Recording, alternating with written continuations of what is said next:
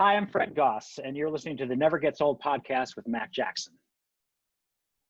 I can do this. I go, hi, I'm Fred Goss, and you're listening to the Never Gets Old podcast with Mac Jackson. Yeah. Thank you. Listening to the smooth sound. Remember radio? Yeah, good times.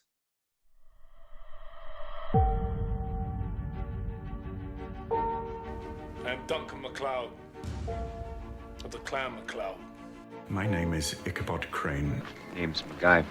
Colonel Jack O'Neill, SG-1. I am Batman! Hello, I'm the Doctor. So there's this man, he has a time machine. Up and down history he goes, zip, zip, zip, zip, zip, getting into scrapes. For years, and maybe more than that, right, Mac? But how long has it been? Has it been 6, 7 years ago? Are you telling me that you built a time machine? Out of a DeLorean? Hey, now wait a minute. Now wait just a minute. Human beings were not meant to sit in little cubicles staring at computer screens all day. I've got something for you. Oh, merci, Sonor. Just one more thing, sir. Oh boy. Just like that. Bing, bang, boom. At this point, I'd settle for the boom. They'd love it here, don't you think? This is what I'm saying. And by the way, where is your podcast? Tell everybody that's here. Welcome to the Never Gets Old podcast. The podcast of all we love in TV, movies, music, and comics. With your hosts, Mac Jackson and Nathan Shell. Subscribe to us on iTunes, Stitcher, Facebook, and YouTube. Donations at paypal.com, at macwjackson@comcast.net. Listen to my chapin songs. DJ saying that they're too long. His guitar may be silenced, but his soul goes on and on. Alone again, alone again. His stories were like us, a beginning and an end. Alone again. Now I listen in my... Hi, everybody, and welcome to the latest episode of the Never Gets Old podcast, the podcast of all we love in TV, movies, music, comics, pop culture, and life. I'm thrilled to have on someone who is near and dear to my heart. Anybody who's listened to this podcast in the past will recognize the name Fred Goss. Well, we've been social media friends for quite a lot of years, I'll say. And now here he is. Since MySpace. Yeah, honest to God, you're right. Yeah, we moved over to Facebook from MySpace. Holy crap, yeah. Well, okay, so we were talking before this, everybody, so we're just going to talk and you guys can catch up. We were just saying about how, talking to the audience. So many people, and this I learned from you in a good way, the negative was when a lot of people, and you see it a lot now with the pandemic, everybody thinks they're fascinating. Everybody has to be a star. Everybody has to do their guitar solo on, hey, I'm on FaceTime. Let's, well, the way I explain it is, I'm a professional, mildly successful singer-songwriter myself. I'm not shoving my face on there because nobody's asking me to, right? And you're not getting paid. And I'm not getting paid. I mean, it would be good publicity, but it's a little too needy. Me. That's the jaded TV guy you're talking to. It's like, yeah, no, you want me to be funny? Yeah, show me the money. Dance, monkey, dance. But the way this relates to you is even way back during the MySpace days, you were influential to me. And again, I'm sincere when I say this, so I'm not kissing butt. I've said this many times. You don't waste the audience's time. Like if you were the one who before I did podcasts, taught me, oh, you can do the talk to the camera, here's a funny anecdote type thing, and keep it succinct and, you know, funny. And you were doing that before I think anybody else that I noticed. Well, the timing of that show was that my whole background's in improvisation, and if people don't know, we were talking about Sons and Daughters, or before that was Significant Others. Right. Which was, and that's what gave me the idea, or if that's what let me understand that you could take what I'd learned in improvisation and actually apply to something that's structured as a half-hour comedy. Prior to that, I thought, well, it's like, whose line is it anyway? And they're already doing it. And I get bored. I'll watch it for 10 minutes and I realize they're lobbing them softballs, you know, but. Yep. I'm with you. I love the show, but after a couple minutes I go, okay. And then like Reno 911 is a good example. I get it. You're brilliant at improv, you know, but the scene goes on 4 minutes, but you go on 2, you know what I mean? Like it gets a little indulgent. They're funny. They're very funny. But that was my approach to Sons and Daughters was we can improvise it, because for me, improvisation wasn't about the talent writing the jokes and the dialogue. I mean, we had all the lines on index cards. We just didn't put them in the script, you know? So to me, it's performance. It's all about performance, because if you have the bullet points in a scene that tells you what needs to happen in the scene, but we don't provide you the actual words, that's real life. Then you have to kind of do what you do in real life and think, and then you never really say what it is you wanted to say, you know, because you get a little tied up and the person's kind of countering with you, and that's what gives it a nice organic vibe. And if you had never put up that little disclaimer that the network felt compelled to put up at the beginning, it was a last minute decision. Like, I remember that. Some of the dialogue in Sons and Daughters, the dialogue in Sons and Daughters is partially improvised. And I went like, why? And the head of this network was like, well, because the cadence is not like a half-hour comedy. People aren't going to know what they're watching. I'm like, whatever. They're not stupid though. It's like, you know, you can't do structured 3 jokes per page standard. Thank God. Right. God. I know. Because my brand of comedy is definitely the elephant in the room, you know. So, and that's certainly Larry David, and you know, like, and that's what you have to do with improv. And the marketing people went crazy because they tried to make promos for us. They'd all end up being Jerry Lambert, just saying these wacky things because he's prone to do so and he's very funny. But like, it didn't represent the show properly, you know, because they didn't know. They're like, where's the punchline? Where's it, you know? But because there wasn't one. The rule was that you tell a joke, go to jail. Like, don't formulate a joke. Play it straight. Play the awkward situation straight. And be that's sincere. What the yeah. Be sincere. I remember Dee Wallace, who played my mom, was like, I think you got these really funny ground leans, you know, like Gillian Vigman, someone funny, or Allison Quinn, hilarious. Mm-hmm. And so she felt intimidated, you know. She's like, I've never improvised and I'm not a comedian. And I'm like, all you need to do is be absolutely true, because you're a brilliant actor, be absolutely true to that passive aggressive mother that I know you are. Mm-hmm. and she went, oh, right. So because that's what you're laughing at. You just know she's going to give that little dig, or she's going to, you know, like undercut you. And that's the payoff, you know. Mm-hmm. and to see her as fragile as she was based off the fact that Max Gale leaves her in the beginning, you know, was delightful. So it's about and we would feed. We do everything, and then we would, the structure of that was a wedding cake process, is what I like to call it. So the first take was always the bottom layer. It was long.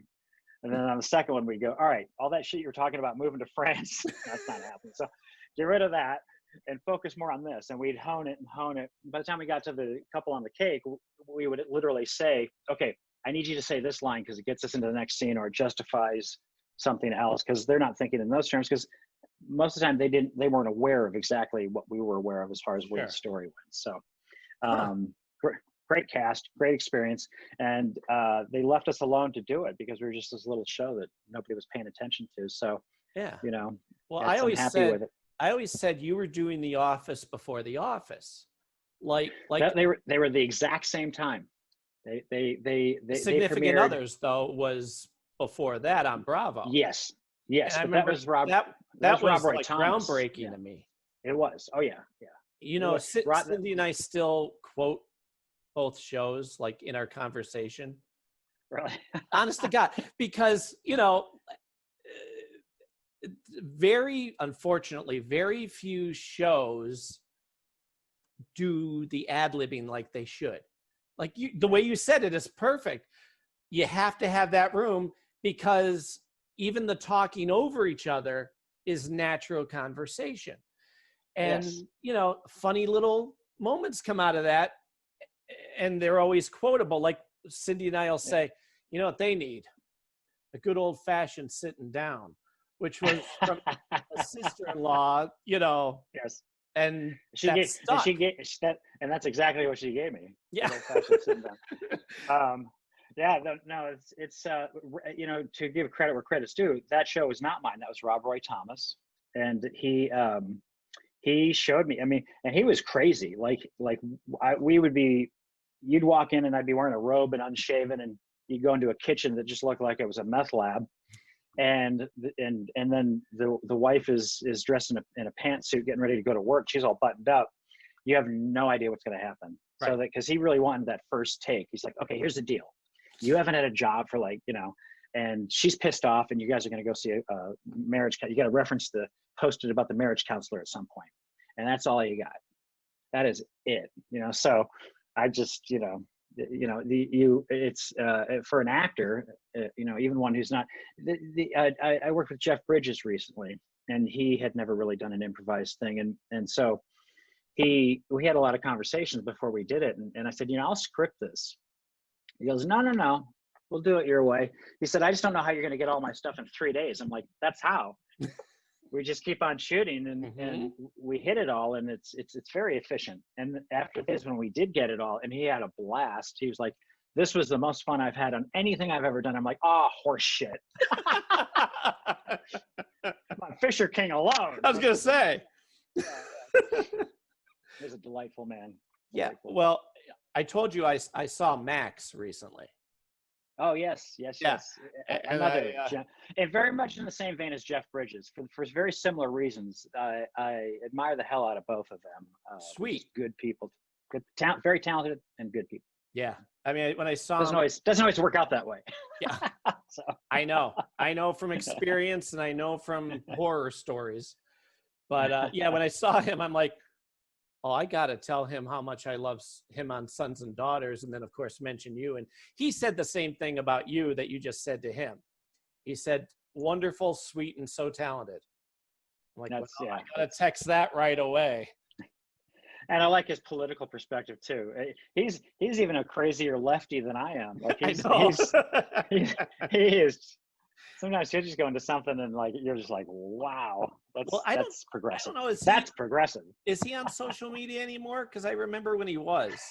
He chimes in periodically on my Facebook page but not often. Not often. I know he was doing General Hospital. Yep. And beyond that, I'm not. I've traded with him a couple of times, but life just kind of. Especially the last couple of years, life just seems to be moving a mile a minute, even locked down and sheltered in place, it just keeps. If I could just turn away from the TV, I would, but I can't. And I think it's a bad idea at the moment. As painful as it is to watch, I think that's exactly what they want us to do, is to turn away. Yeah, and we can't. It's funny too, because talking about you going off.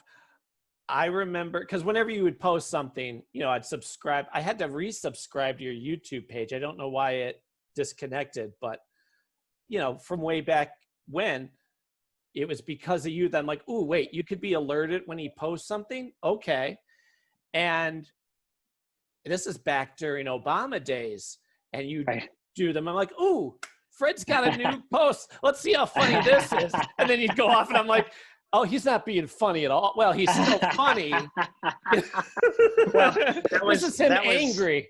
Yeah, that started when Trump was doing the birther thing. Oh, really? If they want to come and get me based off of things I've said about him now, if you were to go back to my feed, and they probably don't. I hope they don't keep that stuff. But I was so enraged at his birther just equals racist. You know, like he made his stand quite clear then, which made it just all the more insane when he was when he actually won the election. So it's the last on a Zen Buddhist level. I would like the last 3.5 years of my life back, because he has dominated it. I've been in a state of depression actually since he won the election. You and me both.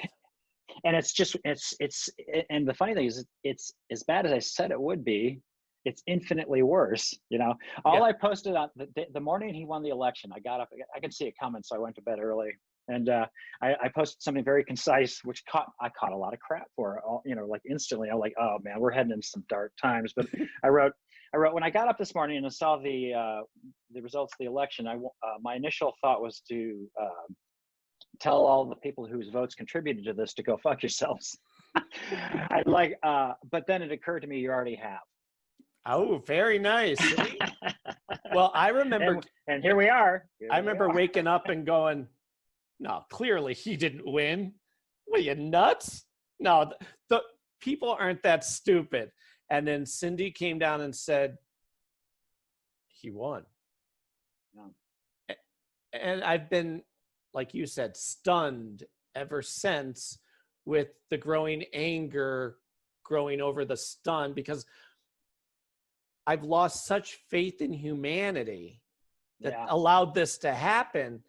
That is the thing. That's the thing that upsets me the most, is that he'll likely be gone in November, but even say a worst case scenario and he wasn't, which I can't imagine, but like, you know, he basically held up a mirror to all of us and forced us to look at ourselves. And there's a solid 35% of the country that just absolutely love and adore him, because he has enabled them to be who they are. You just reminded me. I'm going to keep talking. I'm going to find a perfect example of what you're saying. You know, starting from that march in Charlottesville, when he said there's good people on both sides, just from that point on. But I knew from very closely following his commandeering of the birther movement. People don't remember that when finally Obama was like, all right, here it is, you pain in the ass, right? And he shows him the long form birth certificate. He comes back with, but he didn't really earn his degree at Harvard. And referencing affirmative action, right? And that caught such a negative response from everybody that he backed off of it fast and shut up for a couple of years. And I think that his whole thing against Obama, I mean, you know how badly his whole agenda has been to eliminate the existence of Obama's presidency. So much so that today, on this very day, he's lobbying the Supreme Court to end the ACA and put millions of people in the middle of a global pandemic out of insurance and prevent them from getting insurance because they have a pre-existing condition with COVID-19. Wow. Now that's not going to happen. I got to believe that's not going to happen. I don't care how stacked the Supreme Court is. They've proven themselves to be worthy of their positions in the last couple of rulings that they've made. Because it's not their job to write law. It's their job to, you know, it's a law, and it's like, you know, I guess they tried to gut the mandatory, like you got to have insurance or there's a penalty thing. I don't think that that's a bad thing. It's just, you know, I'm all over the place because I get so crazy with it. But like preaching to the choir. Exactly. And that's the thing is, all I ever am really is preaching to the choir. Because if I ever say any of this stuff on a conservative's Facebook page in response to something, or on any venue that leans right, I'm just I'm smacked down viciously by. It's amazing how two people can look at the exact same scenario and come up with a 180-degree response to it, you know. And you know, I've had to, with certain friends, we've had to just make a deal that we're not going to discuss it again. For my one friend, I just said, you know, and he's just like completely full of these insane, beyond Fox News, like these right-wing wingnut conspiracy AM radios, conspiracy theorists. Yeah, you know, apparently Joe Biden molests young girls on worldwide cameras at big events like awards things when he knows he's being filmed by the entire world. Apparently he's flicking some young woman's nipple. I'm like, show me in this video where that, you know, it's like, It's just kind of amazing how you just kind of believe what you want to believe. And that's why I kind of try to back off too, because there's no way to change. I don't know whether it was ever possible. There certainly is no way to change anybody's mind. I just couldn't believe not only how stupid, but how stubborn. Like the guy talking about flicking nipples or whatever. The guy, he gets prostitutes. He openly says, yeah, and he still became president. Now that's the tip of the iceberg for all the other things that happen on a daily basis. On a daily basis. Yeah. But I asked people, I said, don't you think the one trait that the American president should possess solidly, that's indisputable, is integrity? Right. You know what I mean? Right. He completely lacks it, and he completely lacks any sense of empathy, and he just proves it daily. It's weird. It's I saw I interrupted you. You were in the middle of I'm here all day. You go ahead. The thing in the last couple of days is, because I've seen several different people, including Carville and Scarborough. Scarborough is not somebody who's a lefty at all. He's still a Republican at heart. But he hates Trump, and he's an old friend of his too. But Carville even said it. Now he's a lunatic, right? But he's firmly embedded in the Democratic elite. But he's really big on calling them on their shit, which I appreciate too. Sure. Because they really let the Democratic elite and MSNBC let me down dramatically with regards to Bernie Sanders, because like him or not, they stack the deck against him in their reporting, and I because they're concerned about what their place is if Bernie becomes president too, and all the corporations and all the right wing are just so dead set against, out of sheer ignorance, socialism, when it's socialist policies have been bailing out the banks and the corporations for years. It's kind of crazy. But what they've been saying is that they don't think that Trump's going to even run. That he fears losing more than he actually likes winning. You know what I mean? So they think he might just do an LBJ mic drop in late August if the numbers keep going the way they're going. And it seems to me like every move he makes, he's trying to sabotage his odds of eking out a win. Like he can't win without those Great Lakes states going for him again, and none of them are. It was the only reason that they did before was because their hatred for Hillary was superior to their naivete about Trump. And they also thought, what's going to happen? Let's see what happens if we let the clown run the show. Won't that be funny? Won't that be entertaining? That's a fun little test. I hope we don't need to do again. Right? Politicians should understand how politics work. Like this guy's never held office. This is what I'm saying. For me, and I'm not a political guy. I know you always come to mind when there's political, because you're very outspoken and well thought. Yeah. For me, half the people agree with that, and half the people don't. For me, it's not a matter of politics.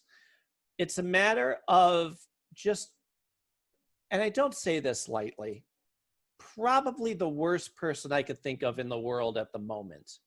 And I'm not, again, no political, I'm not talking Democrat, Republican, whatever. Just, he's always been a horrible monster, but he wasn't in our face. Oh, he's doing his game show. Fine, go over there. Nobody really cares. You could turn the channel. Now he's in our face, and I'm doing everything in my power to bury my head just so I don't cry every day. That's why the day after that's why, if you remember the day after the election, huge throngs of New Yorkers stormed Trump Tower. I remember that. And with just vitriolic, because they know him. Mm-hmm. They know him. He's just like one click lower than I always forget her name. She was the big real estate baron there that they put in jail. Oh, yes. Black hair. Yeah. She. Oh my God, she horrible. Again, horrible person. Everybody hated her. And Donald Trump was right in that area. And listen, he's got big problems. That's why he had Barr try to get rid of the prosecutor in the Southern District in New York, and they tried to put in a shill. Fortunately, that guy, even though he left his position, won that battle because the prosecution or the investigation remains in house. So the guy from Jersey is not going to take it over and toss it on the trash heap. I've been fighting with people today about the whole Instagram, flagged meme that I just kind of passed along that says, in 2018, Trump disbanded the pandemic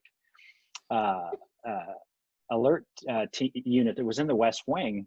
He didn't do it. He didn't do it until I think it was actually late 2017 that he did it. But I think he just walked by one day and went, "What are these guys doing?" Oh, that's something that Obama put together. Fuck them. Yep, get it out of here.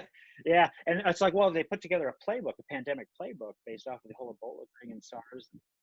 And he's just like, he doesn't read, so that went in the shitter too. So, but there's actually footage of Obama talking about this. He's like, in 5 years, if the shit hits the fan, I want to know that we put something together that lets people know how, just blow by blow, how to make sure it doesn't become a tragedy. And he didn't do any of that stuff. And so, but Instagram took it down and said it was a false statement. So I went to Snoops in a couple of places and said, "Is this true?" And they said, "Yes." They're going by PolitiFacts, which leads me to believe that PolitiFacts' rationale for why it's just partially true is like, whereas it's true that it was disbanded in the White House in 2018, it's unclear and nobody was ever, and no other thing was ever put together in its place. It's unclear as to whether or not Trump fired them. That's like saying that I'd take a educated guess and say yeah. That's like saying that whereas it's true that 500 Olympic gymnasts went into Larry Nassar's exam room, since we weren't in there, we can't necessarily say they were sexually violated. Right. What we can confirm is they all walked out really sad. And yeah. yeah. So it makes me think that because these guys have got their, I don't know why everybody fears Donald Trump so much, but as soon as that he falls off that pedestal a little bit, he's going to get mowed over because the Republicans hate him. Everybody hates him because he's Bob. I threw Bob Barr or Bill Barr under the bus too, because Barr said, "Well, no." When the guy wouldn't leave, he goes, "Well, the president says you got to go," and then the next day, Trump's like, "I don't know anything about it." Which the whole reason he fired him in the first place is because Trump told him to. So it's like that's his MO. Like it's just like I don't know why. I don't know why you are with this guy when in the end he's going to throw you under the bus. Without a doubt, unless you agree with him all the time. Right. Well, but even so, if the shit hits the fan, he'll use the buddy system in a shark attack. Give him your buddy. Well, here's what I found that I saw this morning, and it's amazing because the people who support him don't even see how stupid this makes them look. This was on Facebook. It said, "And this is why we love him." And they showed the picture. I don't know if you could see it, but it's the picture. Okay.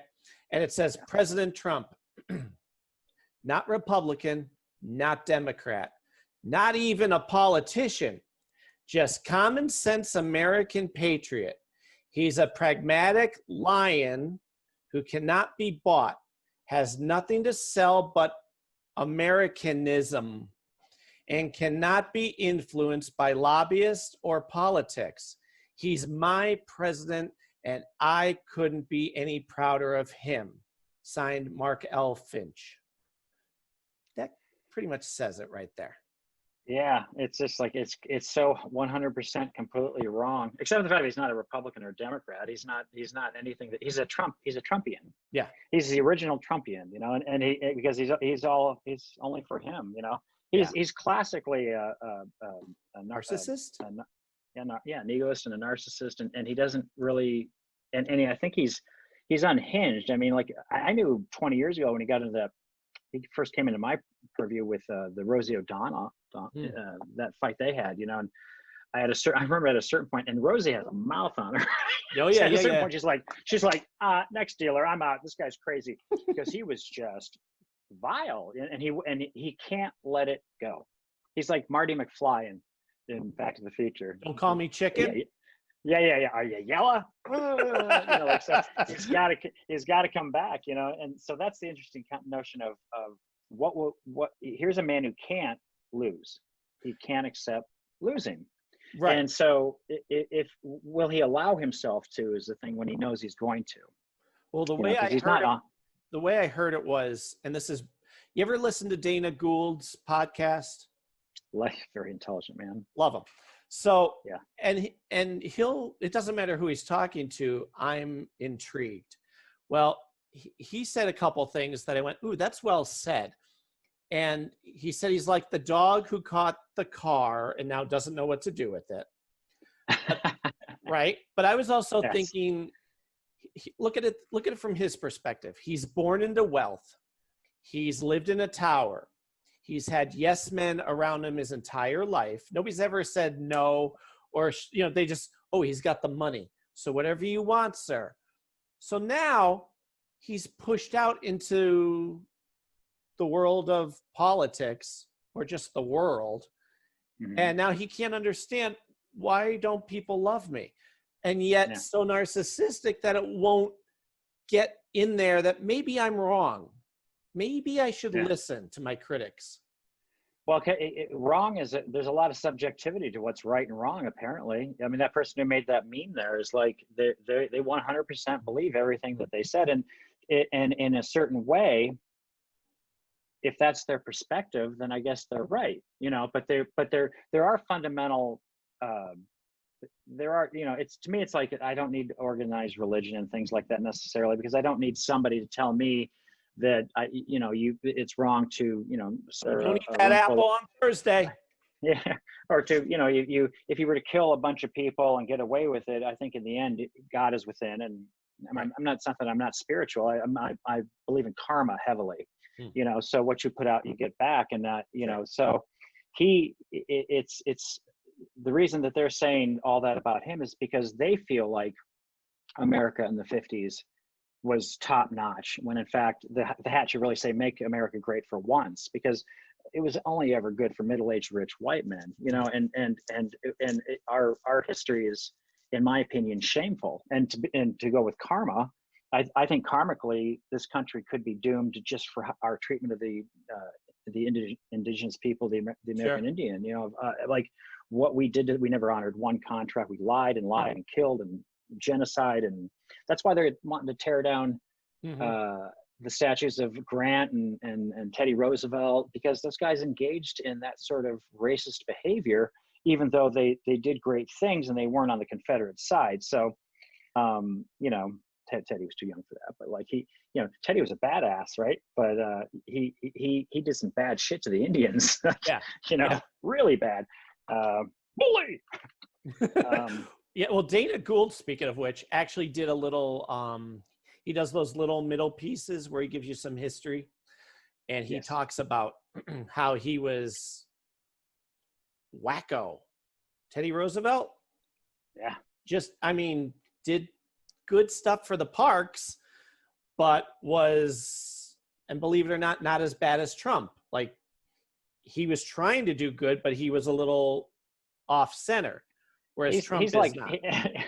He's like, to me, he's like Duvall in Apocalypse Now. Like, everyone's just running for cover, and he's standing on Bull Run. Just like, I love the smell of dead people in the morning.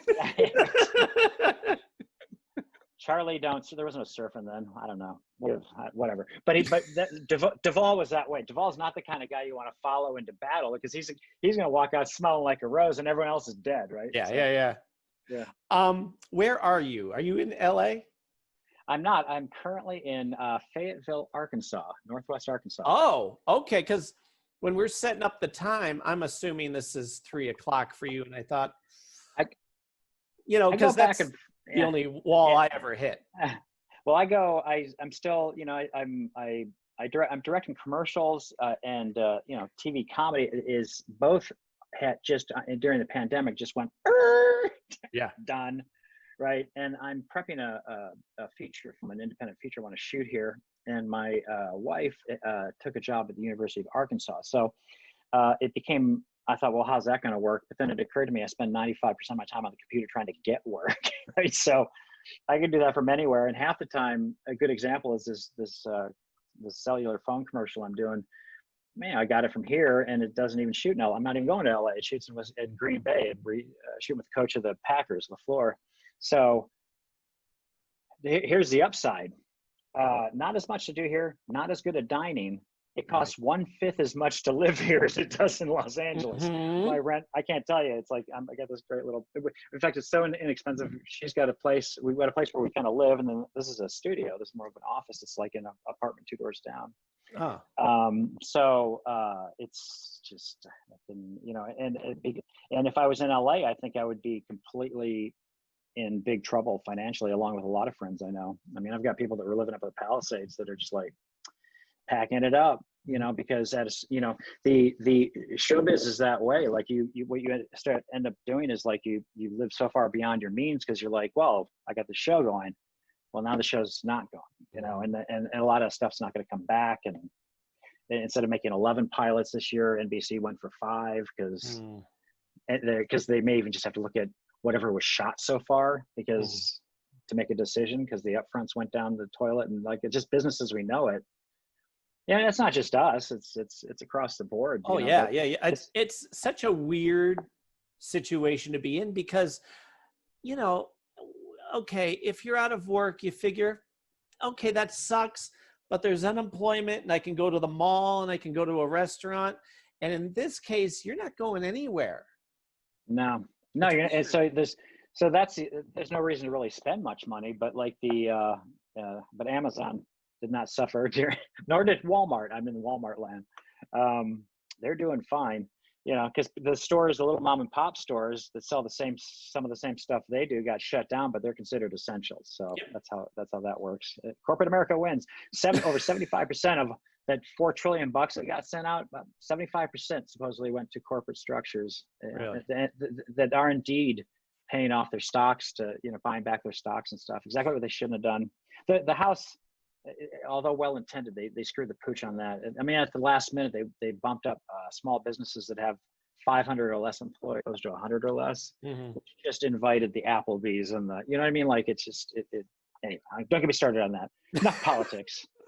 I was going to say, what's been the upside of this is that my life moved so fast that having it stop like this afforded me the opportunity to write a couple screenplays. I'm actually just about ready to release this this online education series called Funny Business: The Business of Being Funny, and it's originally I was going to do something on directing commercials or something like that, which a friend of mine, Jordan Brady's actually put something like that out. So I'm glad I didn't do something that specific. But this is more a video lecture series from me talking about how I went about taking my sense of humor and earning a living off of it in different ways. And then it just gives an insider's look at what it's like to pitch to you know, like what the life of your idea to a script, to a pilot, to a series, like how all that works. Sure. And then ideas of how to get in, how I got in, and then things I did wrong, things I would suggest doing. You know, so it's involved, and it covers that. It covers live performance and how helpful that was for me, like to stand up to sketch and improv, and then commercials, directing comedic commercials, and it all revolves around comedy, like figuring out how to. It's like I'm funny. Why? The original thing is stand-up comedy. Oh, I get laughs at parties, right? Yeah, right. Those guys are always the most disappointing when they actually get on stage and go, "This isn't that." I said I had Kristen Key on years ago, and a couple times, and one of the times she was on, we were talking about it, and I said, you know, I did stand up once. I was dared to do it, and I thought, you did. I did. Me. So what happened? All right, I'll tell you the story. But I know you're an excellent musician. I know. Thank you. Love your music stuff. Yes. Thank you very much. Well, what I said to her was, you know, it's one thing to be funny at a party, but it's another thing to stand up on stage with nothing and no back and forth to play off of and go. And you know, all eyes are on you. Yeah, and nobody wants you to fail necessarily. No, but they also aren't gonna once you start to, though, it becomes a herd mentality. Yeah. Well, and it's the other way too, because if you get them with one laugh, you build off that. Yes, and absolutely. So, you know, it's democratic. Yeah. I always thought for myself, you know, people say I'm funny. God knows I try. And knowing when to say something, and more importantly, knowing when not to say something is the difference. Right. Where there's people who try too hard. As much as I love Robin Williams, he would get criticized for not pumping the brakes sometimes, like on a talk show. Right. Yeah, because that was out of place. Like if he's on stage at the Comedy Store, he was like fish in water. You know, right. Like he couldn't be crazy enough. They loved it. You know, right. But yeah, but he's on like the Tonight Show, and people are going, I don't know what he's referencing right now. Right. It's like, but take it down a notch. Well, because he was like, you don't want to tell Robin Williams, could you pump the brakes a little, Robin? You're being a little. I would watch him backstage at the Comedy Store do a line of blow off of a clipboard that was diagonal, and he would just go out because there was something going on with him. And now, I directed him in The Crazy One 6 months before he died. I got to tell him how much he meant to me, what an influence he was to me. But like, he's the first one to. It might sound like I'm talking out of school, like, oh my God, don't talk drug story, but he was very open about it. Everybody knew. He claims that he claimed that he stopped doing drugs when Belushi died, because he was in his room that night with De Niro, and it had a profound effect on him. I think he tried to, but I don't know that he did. But he, for some reason, cocaine evened him out a little bit. His ADHD, OCD, whatever the hell was going on in his head, and I've heard him actually say this, where like cocaine seemed to do an Adderall kind of thing with him. It focused him enough. Yeah, I tried it. When I saw him doing that, I was in the Potluck Players, is the anyone can sign up group at the Comedy Store, that at the time. And so I'm like, I didn't have a pot to piss in. I was living like a monkey in a friend's garage, but I managed to buy $10 a dime bag worth of cocaine, which was like, so I thought, well, this is the secret, right? So literally, he was just like, what? And he went out and was brilliant with Martin Short. I even remember the Improv. Somebody said, father and son was a relationship, and you're on a boat. You're deep sea fishing on a boat. Well, his thought process is when people are on stage coming out from the boat, and he taps Martin Short. I happen to be close enough to where I heard him. He goes, let's be fish. And they ran out into the audience around the tables, and they kept on, like, yeah. Genius. So that's just one example of how And that was off a clipboard, you said? He did. The line was like from here to here. Somebody had lined it up, and he just went, and yeah. But so when I early did it, 80s. Yeah. Huh. His hair was still blonde from doing Popeye. Oh, yep. And he was still doing Mork and Mindy. And he just got in Garb, so he was big, right? Wow. I'm in the back line for this group of idiots, right? And we're doing freeze tags, or it was a Herald, and it was brothers was the relationship, okay. Two brothers or something like that. So, I remember standing there, and people kept trying to pull me out, right? And I'm like, no. They knew something was wrong with me, so they said, don't come back. I was asked to not come back for a couple of weeks in the anyone can sign up group, because it was clear to them that I was loaded on something. So that's the last time I was ever on stage high, because it doesn't work for me. Whatever, I've got problems too, but no. Right. You don't need to enhance those. My feeling is to be high when you're doing what it is you love, you've really jumped the shark. Like, sure. I can see getting fucked up because you're frustrated because you haven't fulfilled your hopes and dreams, and hey, let's take an acid trip or just some sort of a release. Sure. But to still be getting loaded when you're literally doing what it is you love, then you've made a mistake. Yeah, then you're just waiting to hit that wall. But that's judgy too. I mean, I to each his own. I just know that actually that wasn't brothers. I merged two stories. I was a guy in high school with the suspenders going nanu, like. Oh, okay. I worshipped him. I snuck into the Comedy Store at 16. I'd have to sneak in through the kitchen at 6 o'clock. So it was a bar. It was 21 and you had to be 20. So I was hiding like with all the comedians until he started performing the Comedy Store Players, because Monday nights were improv night.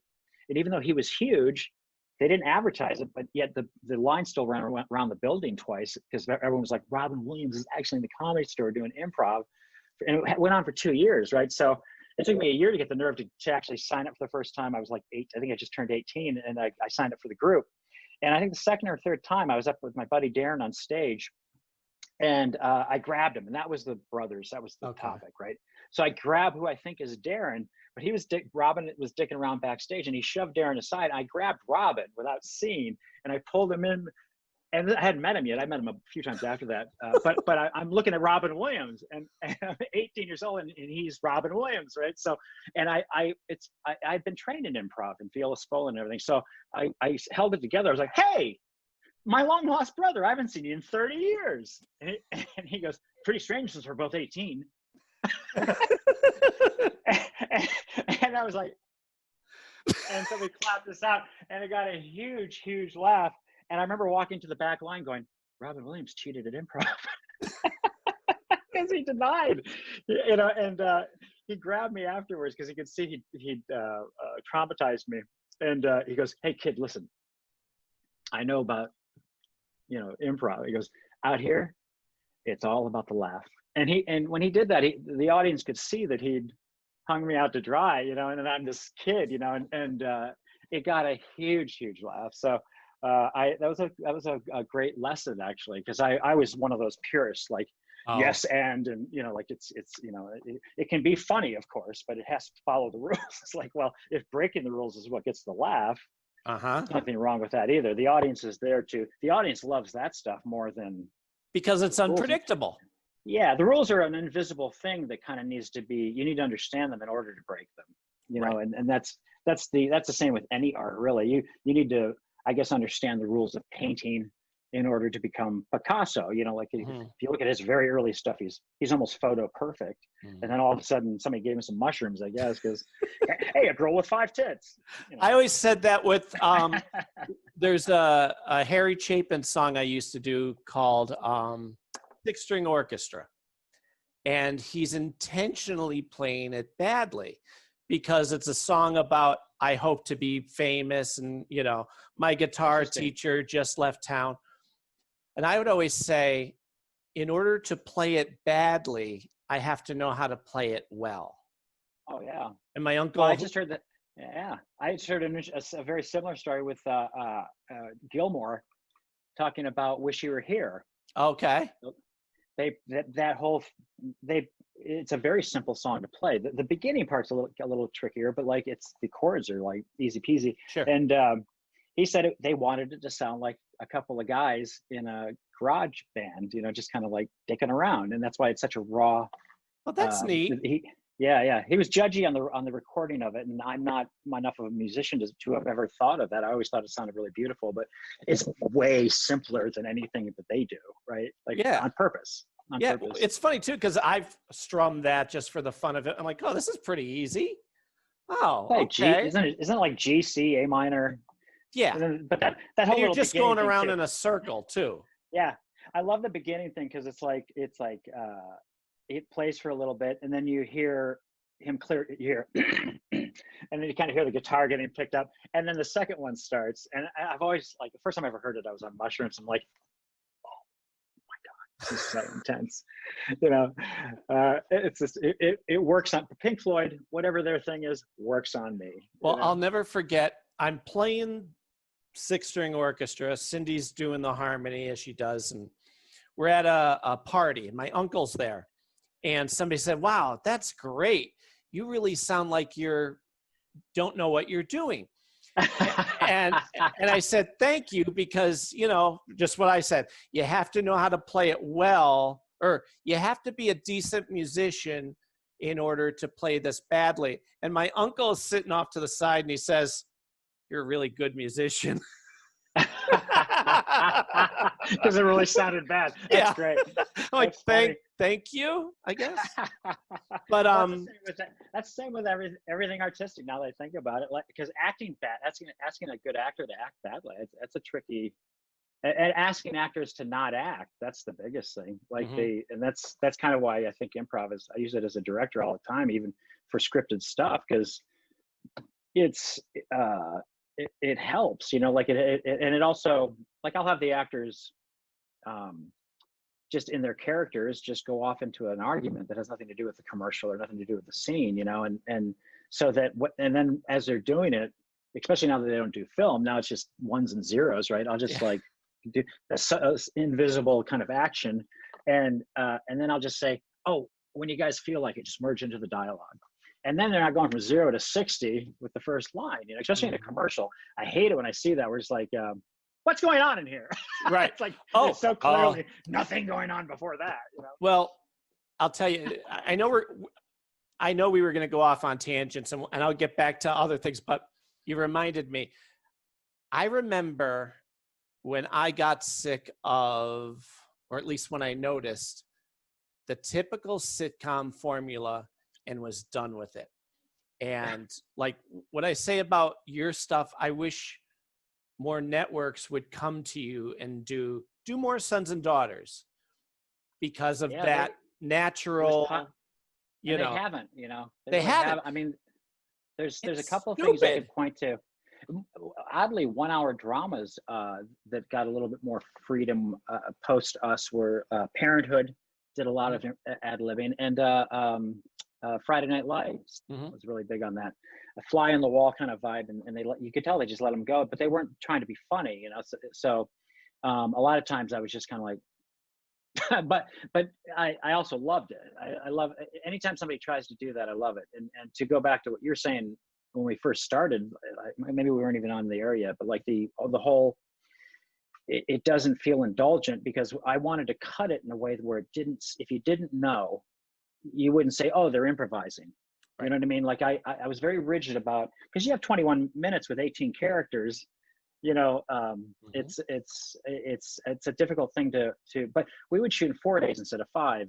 And we had 3 cameras going, because you couldn't shoot half the scene and say, hey, all that funny shit you just said, do you remember it? You know what I mean? Like you had to kind of get it all at once. And it gave us this documentary feel, because from the camera guy's perspective, it's a documentary. You really weren't sure who was going to talk next. And, you know, everybody, these 2 people had to cover these people, and the guy in the middle just tried to get the whole thing, so he had something to bounce between. And, you know, and people say Modern Family, you're just like Modern Family, but we were the polar opposite of Modern Family, really, because they're fabricating a documentary, because I directed one of them, and they're fabricating a docu-look with 2 cameras that are changing the frame size for comedic or dramatic impact, but it also just eliminates any need for additional setups.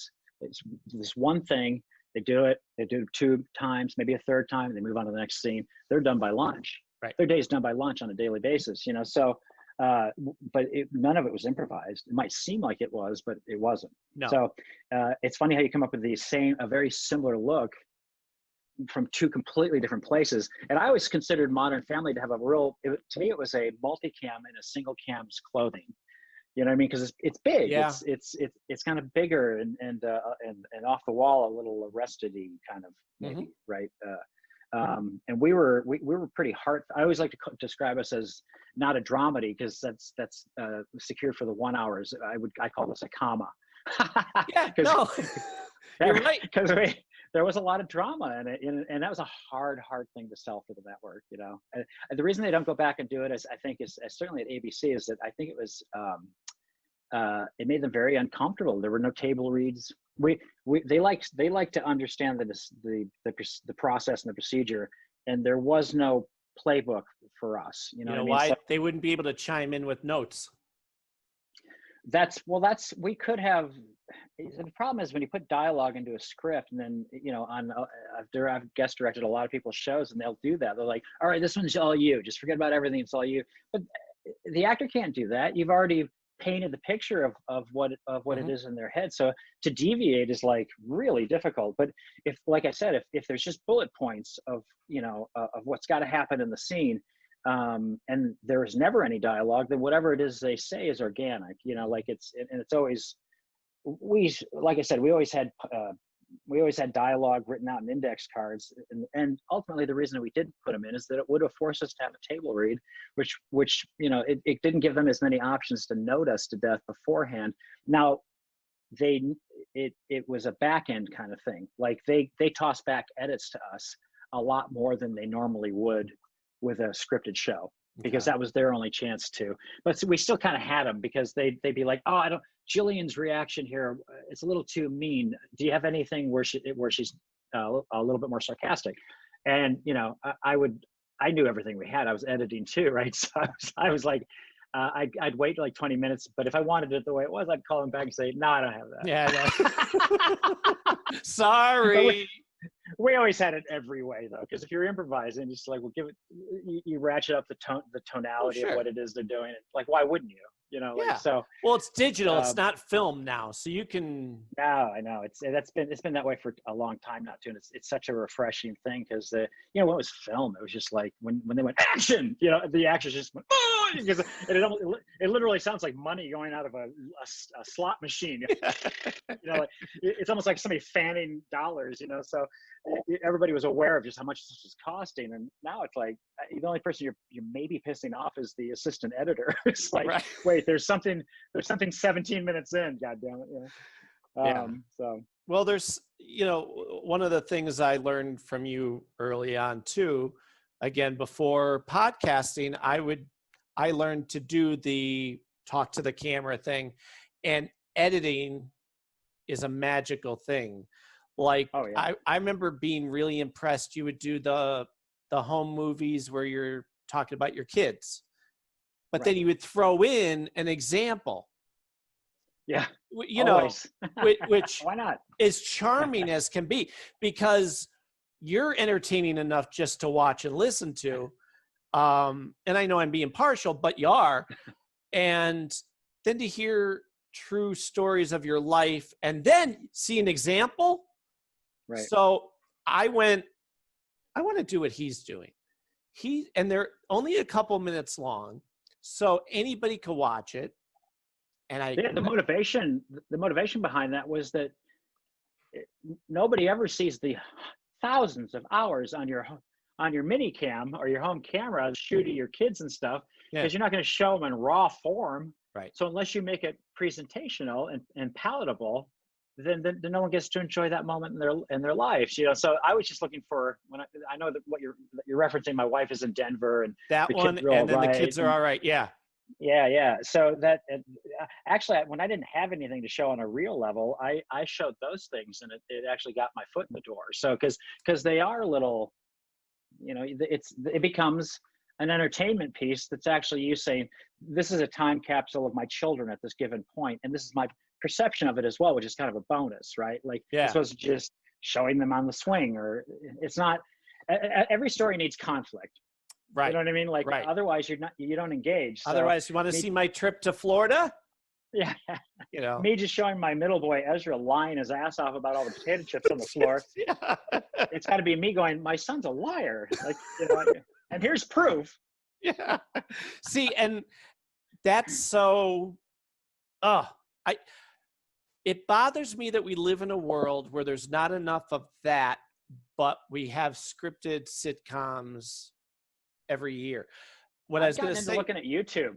YouTube is what is it? A million videos a day are posted on YouTube, or a million hours of video, or something like that. And if you really dig deep, there's a lot of people doing exactly that. TikTok and things like that. So we've entered an era where people are expressing themselves, and it's actually a lot more interesting to watch, to sit and scroll TikTok for an hour than it is to watch a network comedy. Honestly, right. What I was going to say was, I remember Friends. When Friends started, it was so popular because it was quick and the dialogue was fun. I loved it. Yeah. Right. Do you remember all of a sudden, and I've heard the writers actually say this, at one point they went, we could just run on fumes now. We know how to piece this together. He walks in, he says something, the other guy says the joke. And it became, and I'm not exaggerating, it became so predictable. I'm watching it and I'm saying the punchline while they're doing the setup. And I just is what was great about it in the beginning, was that Matthew Perry, love Matthew I'd never heard a dialogue say the shit he said in the first season. Right. And the sarcasm he was always my favorite. I was following him for like 10 years before Friends, because every time he did a sitcom, much like yourself, I went, ooh, I like that guy. I connect with, the sincerity. And I remember Friends all of a sudden turned that corner, and I went, oh. And ever since, and then it went another 5 years after that. Yeah. Well, I was done when Phoebe had her brother's baby. And I went, really? You're okay with this to explain her pregnancy? I don't. I fell off after the third season or so. I think I fell off really when Chandler and Courtney Cox are kissing and the season ends, and it comes back and he's lost 50 pounds from cocaine and cocaine abuse during the downtime, and it looks like somebody just like popped him. Yeah. And they did I was like, what's going on here? They did the whole mistake too of will they, won't they? Well, you got Ross and Rachel together. Yay. But they did the old school mistake of, well, we can't get them together because then there's no story. Are you out of your mind? So then they broke them up. And then for the rest of the series, they were apart. And then the last episode, they get together, but who cares? And then they only made that mistake within the group one more time when they allowed Matthew Perry and Courtney Cox to get married, and they were fine. Yeah, so they had a different outcome there, but they could have played that same vibe with. They were star-crossed for sure. I mean, she, she's completely out of his league, and they,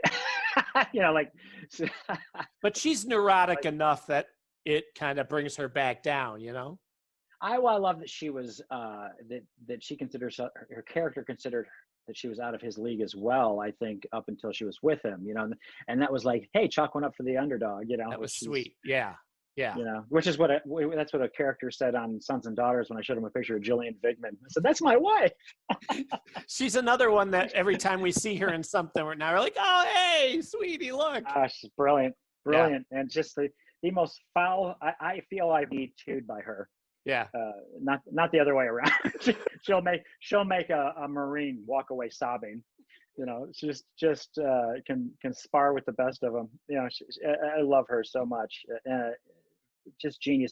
I always felt bad for her because she was probably the funniest person in the cast, and yet she was relegated as my character's wife for being the comedic straight man across the board, because I was the comedic straight man along with her with my crazy family, except for when they weren't around. And then when they weren't around, she took on that role for me.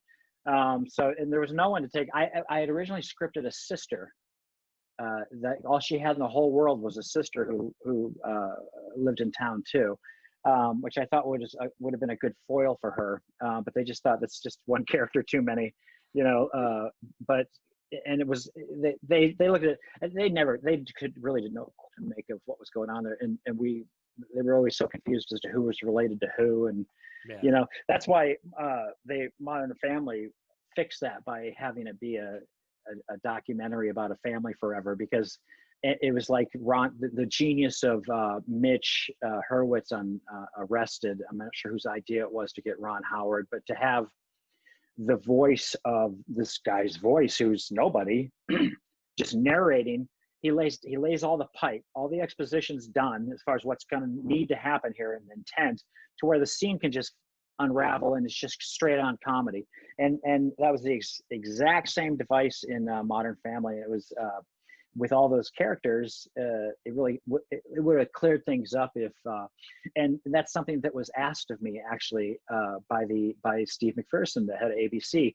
We were on episode 7, and his buddy Kevin Riley was at NBC, and he decided he was going to bring The Office back. It had a short 6-episode first season because the British one only had 6, and they completely duplicated the British one, and it the pilot, did not work. Yeah. Did not work. But he's called me. He goes, Kevin's going to bring that back for another season, because even though the numbers sucked and they lost money on the guarantee and all that because the ratings, he believes in it. And it won the People's Choice, as I recall, too. Oh, yeah. So he says, and then they brought it back and they made it the American version, and then it was great, So he said, do you think you could do that? Because I really love what they're doing in that show. And I was a big fan of the British one. That's why I never really warmed up to the American one, No. So on episode, it was okay, but I just thought the Ricky Gervais was gold. But it's apples and oranges, really. She should be but I wasn't somebody who had to watch The Office from night to night, you know. But like when he said that, I was like, I'm sorry. You want a documentary film crew to follow this family around forever? For what? Why? You know, and I couldn't wrap my head around it, you know. And then 2 years later, he released Modern Family, and I had the advantage of understanding that he really wanted us to try and do that, and it would have been a smart move. I'm not saying that we would become Modern Family. I don't think that would have been the case, but we were having to like put up titles saying Cameron's stepson, and because it was just moving so fast and there were so many different people, and that was the intent. The original name for it was going to be Seconds, you know. I think it was one title, but I was trying to come up with something that let people know this is the way a lot of extended families are. My mom was married 5 times, my dad was married 5 times, I had half brothers, you know, like not real aunts and uncles kind of, but you know, but just by marriage, you know. Sure. So that was what I was trying to like get at there, and it was autobiographical to a large degree. You know, I married a Jewish woman, and I had to agree to raise the kids Jewish, and you know, all that was real. So if we had sat on a couch and went, I don't know, blah blah blah blah blah, you know, and it would have been a big problem solver, and would have been a comedic device. So. But I said I don't know, man. We're 7 episodes in. I don't even know how to wrap my head around that. And he's like, never mind. You know, I get it. Well, so, but I'm like, I'm not lamenting it. People come up to me all the time. They're saying they ripped you off, and it's like, no, they really didn't. Like, Steve was as much responsible for the creation of the show. Like, I had something I'd sold to NBC called Weekends, and it didn't go, but he really wanted it. So he called me and said, will you make one of those for me? And so he was still a part of the development of that. And like I said, on a comedic level, you know, the only thing they lifted from me was that whip pan Zoom thing from the 3 different siblings' houses. Yep. Right. Because it worked, you know, but on a comedic level, it was 2 completely different animals, you know? Yeah. Well, I'm hoping somebody will wake up and go, let's go to Fred. Fred knows what he's doing. You know, I haven't pitched in a while, you know, like it's funny because I enjoyed that was just the greatest thing to make that show. And if it, you know, it's not available because of all the 3rd-party music in it, but if you go to gossfilms.com, yep, they're all there for free. You just watch them all. But and I like that. I'm a big Deadhead, and Althea exists in the first act of every episode. Yep.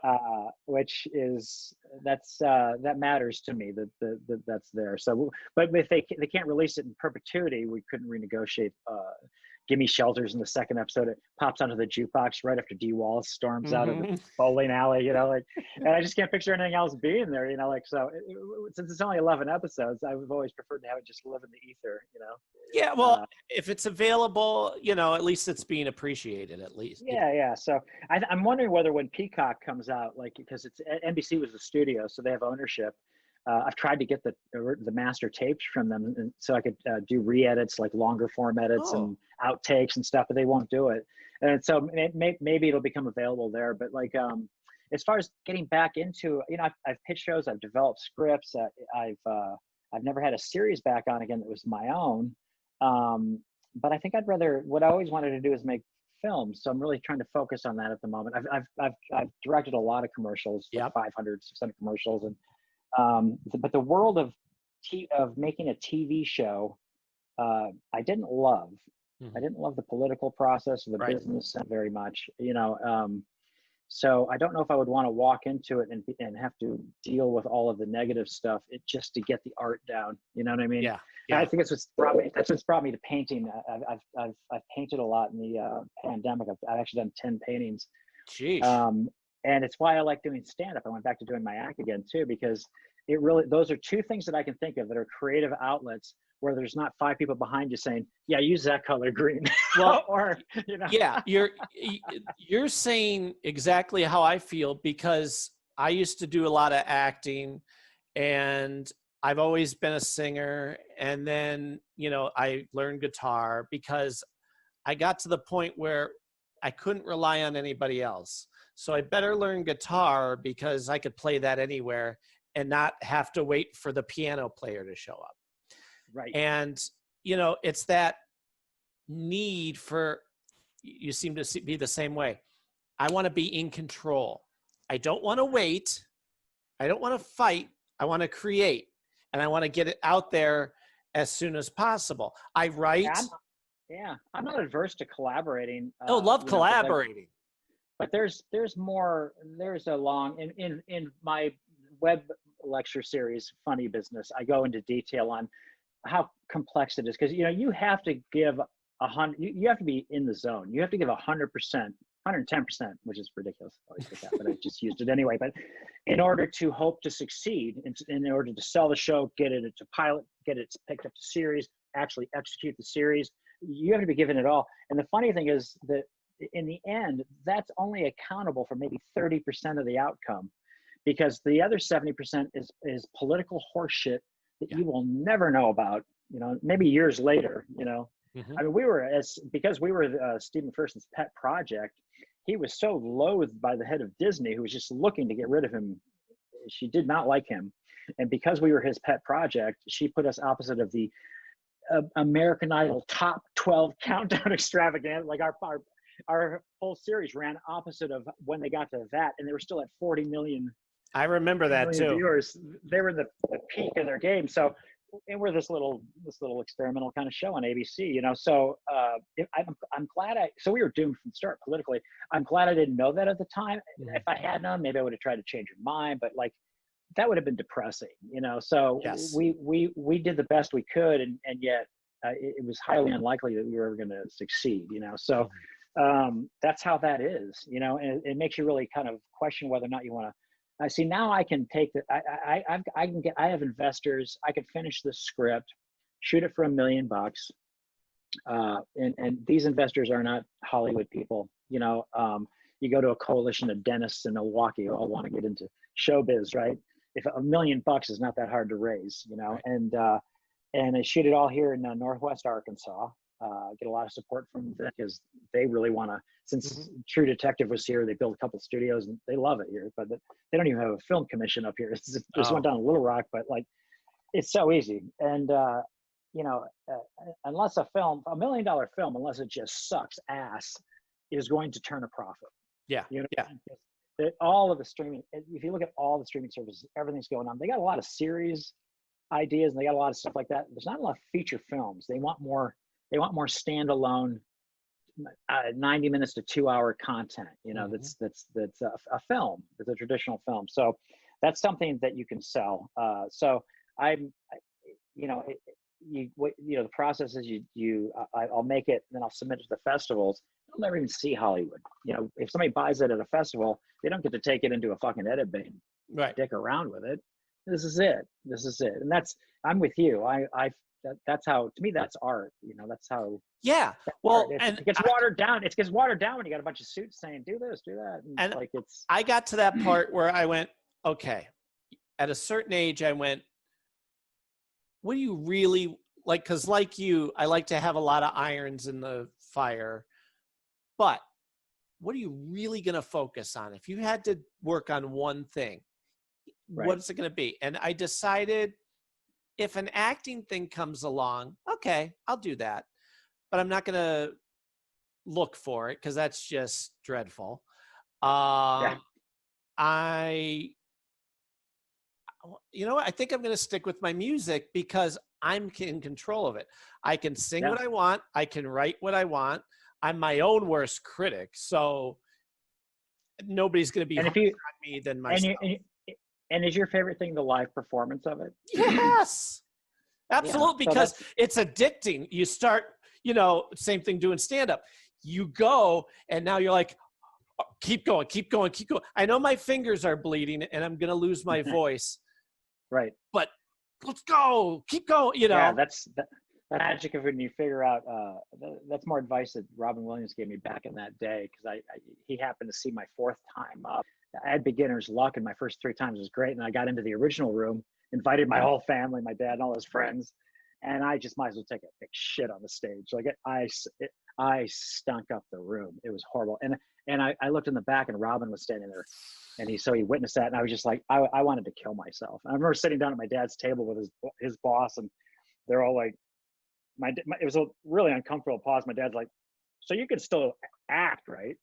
Like you can still be an actor. Like he just wrote it off, and I wanted to blow my brains out. And Robin came up, put his hands on my shoulders, and of course everyone was like, oh, you know. Yeah. He goes, hey, he glad hands everybody, and he whispers in my ear before he leaves. He goes, hey kid, I said, Robin, I'm mortified that you witnessed that, and he said, it'll take you 2 years to get bad at it. And I was like, I didn't quite get it right at the moment, but he was trying to take group improv and turn it into doing it as one guy on stage. And it was not an easy transition for him.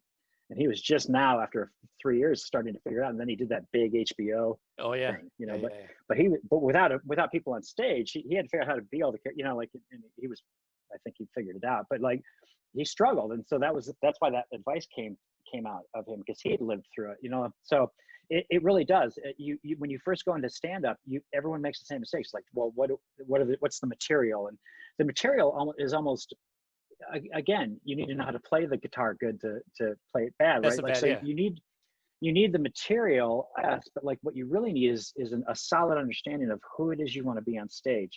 You're best off if you go the Bill Hicks or the Richard Pryor, that, you know, if you go, or even Robin, because that is who Robin is. People think he's a lunatic, but you know, he wasn't too far off. Even if you're going to be Gallagher or Carrot Top, right? These ridiculous personas, you never ever saw Gallagher not be Gallagher. So right. he committed to being that guy. So it's easier, I think, if you just make yourself true to who you are and be honest, because the audience knows whether it's horseshit or real. So once you figure that out, you don't necessarily need material. You can just interact, you know, hey, what's your name? Where are you from? You know, and your confidence on stage and your ability to find the funny in whatever it is that you're doing as far as relating to the crowd. That's the secret. And that's when you go, oh, and then it was also at the time I was 20 years old. I mean, I used to look at the black guys and the Jewish guys and go, ah, they got it made. Yeah. You know, because they just had such colorful, you know, comedically, but like they. Yeah, but personalities too. Oh yeah. They just, anyone, you know, the best comedians are, you know, I know very few that actually didn't have really tortured childhoods, including myself. So but I didn't see that at the time. It would take me years in therapy and, you know, having children of my own to understand just how fucked up my own childhood was to a certain degree. So, you know, now I don't even have to hit any of that. Raising 3 kids, having lived a life, knowing what to say on stage now is like infinitely easier. Oh, sure. Than trying to find something to say when you just have no worldview. You have no, you know, no perspective. So, well, I'll tell you, you were asking about my time when I did it. Now, yes. Here's the thing. I understand how hard it is. Like I could sit on stage or stand on stage and I'll perform a concert. That's fine. Because for me, it's not about me. It's not a look at me thing. It's I love this music, or I'm trying to create the music that I love that I'm giving to you. I'm hoping to share this. So internally, it's not about me, even though I'm putting myself out there. When you're a stand-up comedian, it's about you because everybody's looking at you. So Cindy was pregnant with my son, who's now 11. And they used to do open mic on Wednesday nights. I think it was Wednesdays and Saturdays. Well, we just, you know, we don't have kids yet. It's from 9 to 2 in a hotel. Let's go. It's called Wisecrackers. Sure. We walk in and I see a guy who I knew him as a kid, and he was the first peer. Even when you're first, second grade, I thought he was naturally the funniest person in the world. I couldn't believe how funny this kid was. So he's emceeing the thing. And wow, you know, he always thinks he's my cousin. So sure, you're my cousin. Give me a hug. And, you know, if the funniest guy that I knew as a kid wants to be that close to you, fine. Right. so he's like, everybody, come here. This is Mac. This is my cousin. He's so funny. Well, he apparently thought I was funny. Never knew this. He goes, oh, you got to go. You got to come back next week. You have to do it. And I'm like, no. Right down the gauntlet, didn't he? Right. Oh, it gets worse. I'm like, no, I can't. You know, we just watch these guys do it. And good, bad, or indifferent, I can't do that. He goes, come on. Tell you what. You do it, I'll do it. I dare you. Now, I'm not Marty McFly. I'm not giving into peer pressure. You know, I would just, but I thought, I don't know anybody here. Here's my thought. I've always wondered if I could. Right. If it goes great, woohoo. If it doesn't, I don't care because I don't know you people. So, all right, you got it. But you did care. Well, it's funny. It was more of a, I'm curious to see, because I have a lot of stories that I've told 1 trillion times, thus the podcast. But I think, well, what? It's 5 minutes typically. You go up for 5 minutes is the average? Okay. For an open mic, yeah. I'll give it a comedy shot. Store, yeah. No one's funny in 3 minutes, by the way. It's like, it's so hard. Right? You know, it feels like forever. Oh, I always feel like it's like, boom, you know, like, damn. Well, once you get going. Yeah. I know. So I show up, I'm thinking about it all week long. I said, yeah, I'm doing it. You know, we'll go back. So we're driving there. And I'll never forget Cindy. Did you work out an act? Did you work out 5 minutes that you were going to do? Yes. Good. But here's what it was. It was, this is a funny story I've told 1,000 times. Here's another one. How do I merge them? Right. And also, the comedy is in the details, and I don't want to use my whole 5 minutes on one story. So I have to condense it, you know, and still hit all the bullet points. So we're on our way there, and Cindy looks over at me. I'll never forget where we were, at the light. She looks at me. She goes, "You're not nervous at all, are you?" No, because I had already gotten past that. You know, I've already performed in front of so many people musically. Right. And these are people, whatever. So instead of psyching myself up, I went the other way. Like, who cares? This is no big deal. She's nervous as can be on my behalf. So we get there, we walk in. Hey, how you doing? Nice to see you again. Where's cousin Jim? He didn't show? He's not coming. He didn't show. Oh. Son of a B. That's why I haven't seen him in years. Yeah, little shithead. Yeah. I would have bailed. No, because here's the thing. He was the MC, so I don't know why he didn't show up. Right. So I'm already there. I don't like to walk away. If I have to go through this. I probably wouldn't have bailed. I wouldn't have bailed either. Right? Yeah. But I'm like, it's integrity. You got to. Yeah, I'm here. Self-integrity. And also, I kind of want to see how this goes now. I spent a week thinking about it. So, okay, sit there in the back, let them do it. Bunch of people I knew showed up to support me. For you? For me. Me. That's great. Very sweet. Like my dad and his family. Yeah. Yeah. However, I'm thinking if this goes badly, how quick can I make them forget this? Right. So they're sitting in the back too. And my big worry is, how do I get them laughing the first time? Because my story is going to be hilarious towards the end. Right. How do I get them laughing? So they call me up. I go walking up and I said, hey, the typical, how's everybody doing tonight? Whatever.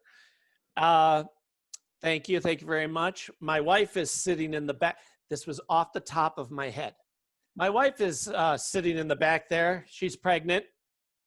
Oh, and it's mine. So thank you very much. Everybody, yeah. I said, so it's mine. So thank you very much. Well, the beauty of that joke is that nobody was really thinking that until you said it. Right. It becomes that's a good joke. That's a good. Thank read. you. And more importantly, she laughed because she was my ride home. Right.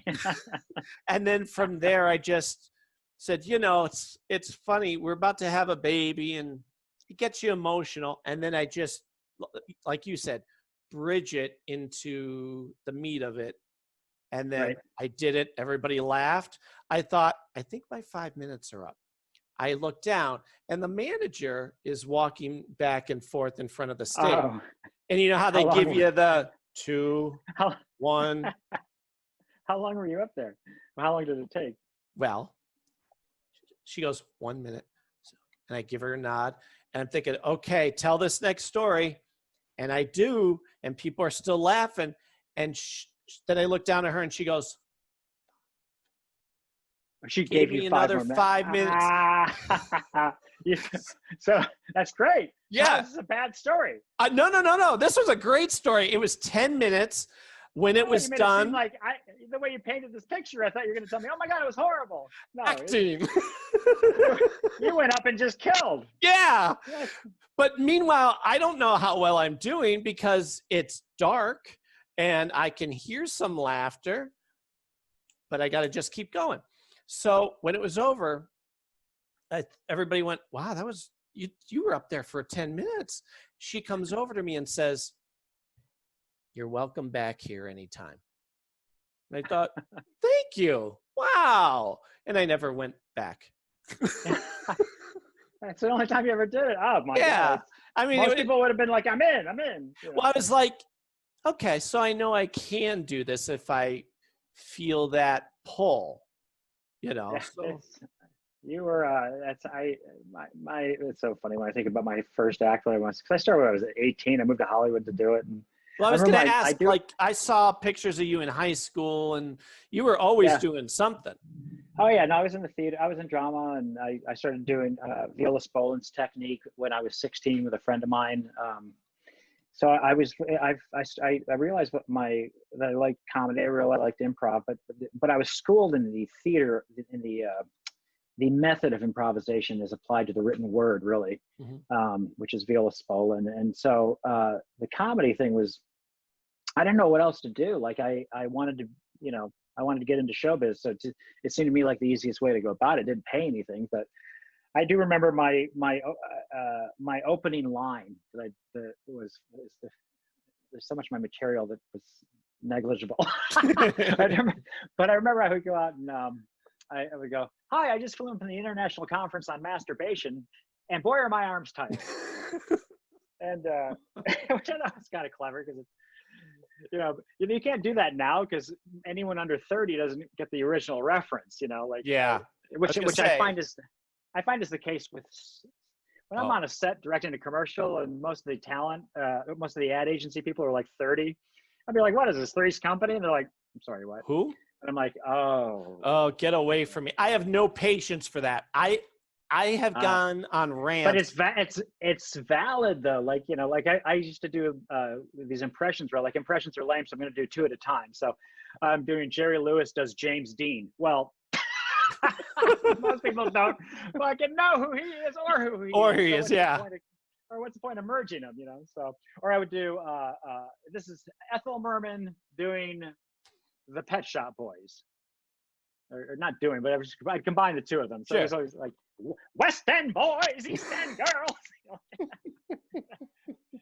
I got to do Jerry Lewis doing, because you know them. So yeah. Jerry Lewis doing James Dean. You're tearing me apart. It's nuanced. Well, I'll tell you, I've always said this, and I think you probably would agree. I understand people from a different generation. I get that. I understand that, people are born 15 years ago. However, I strongly feel that if you're going to be a part of society or more, adding to society. By the time you're 15, you should be looking further out than what is right in front of you. Like a lot of people only take what they hear on the radio or see on TV. But by the time you're a teenager, you should want to dig a little deeper. Who was that from the past? Yeah, you should. I mean, but it's amazing how people just don't like and I agree with you. I think icons like Jerry Lewis and James Dean are both icons. To know. Everybody should know who they are, but it's just stunning how they don't. And like, I mean, I was it's not even just an age thing either. Like when I was in my early 20s, I started to date a woman named Ginger, and we ended up being together for like 5 years. And on our first date, no, on our second date. First date was drunk at a bar, and sure. The second date was we're going to go to dinner, right? And I brought her a present, and she opened it up, and I found a little still from Top Hat, and Fred Astaire and Ginger Rogers, in that classic, sure. Swinging her out. Yeah, they're both in the same. Yeah, and in red ink, I wrote, "Ginger, love you always, Fred." And so she put it on her wall, and I remember we were once we'd been together for a couple of years, I realized that she'd never seen anything pre-Dukes of Hazzard. She grew up in Atlanta, and we were the same age, but she wasn't cultured on any level as far as that goes. So I was showing her old Charlie Chaplin movies, and then we got to, because I knew all of like at 18, and I was in the drama department. It's just that sure. we weren't getting laid, so but I was showing her Top Hat. We got to Top Hat, and I had forgotten about this thing on the wall, and so we're watching it, and that moment, and she goes, "Oh!" I'm like, "You never knew who they were. Like, what did you think when I gave it?" She goes, "I was a little alarmed because I thought, wow, this guy's coming on strong. He loves me." Oh, jeez. Yeah. The first date, we just had sex once. He already loves me. Like, how good was I? I'm like, well, who did you think the people in the picture were? She's like, I don't know. Oh, you know how you get riled up about political stuff? Yes. I get riled up when people are allowed to be so stupid with, like you said, icons. There's a woman from The Office. They did, from my office where I work, we have to watch these videos once a month, and they did a quiz. Wouldn't it be fun to have everybody do a generational gap? This woman is in her 30s, and they showed a cover of Sgt. Pepper.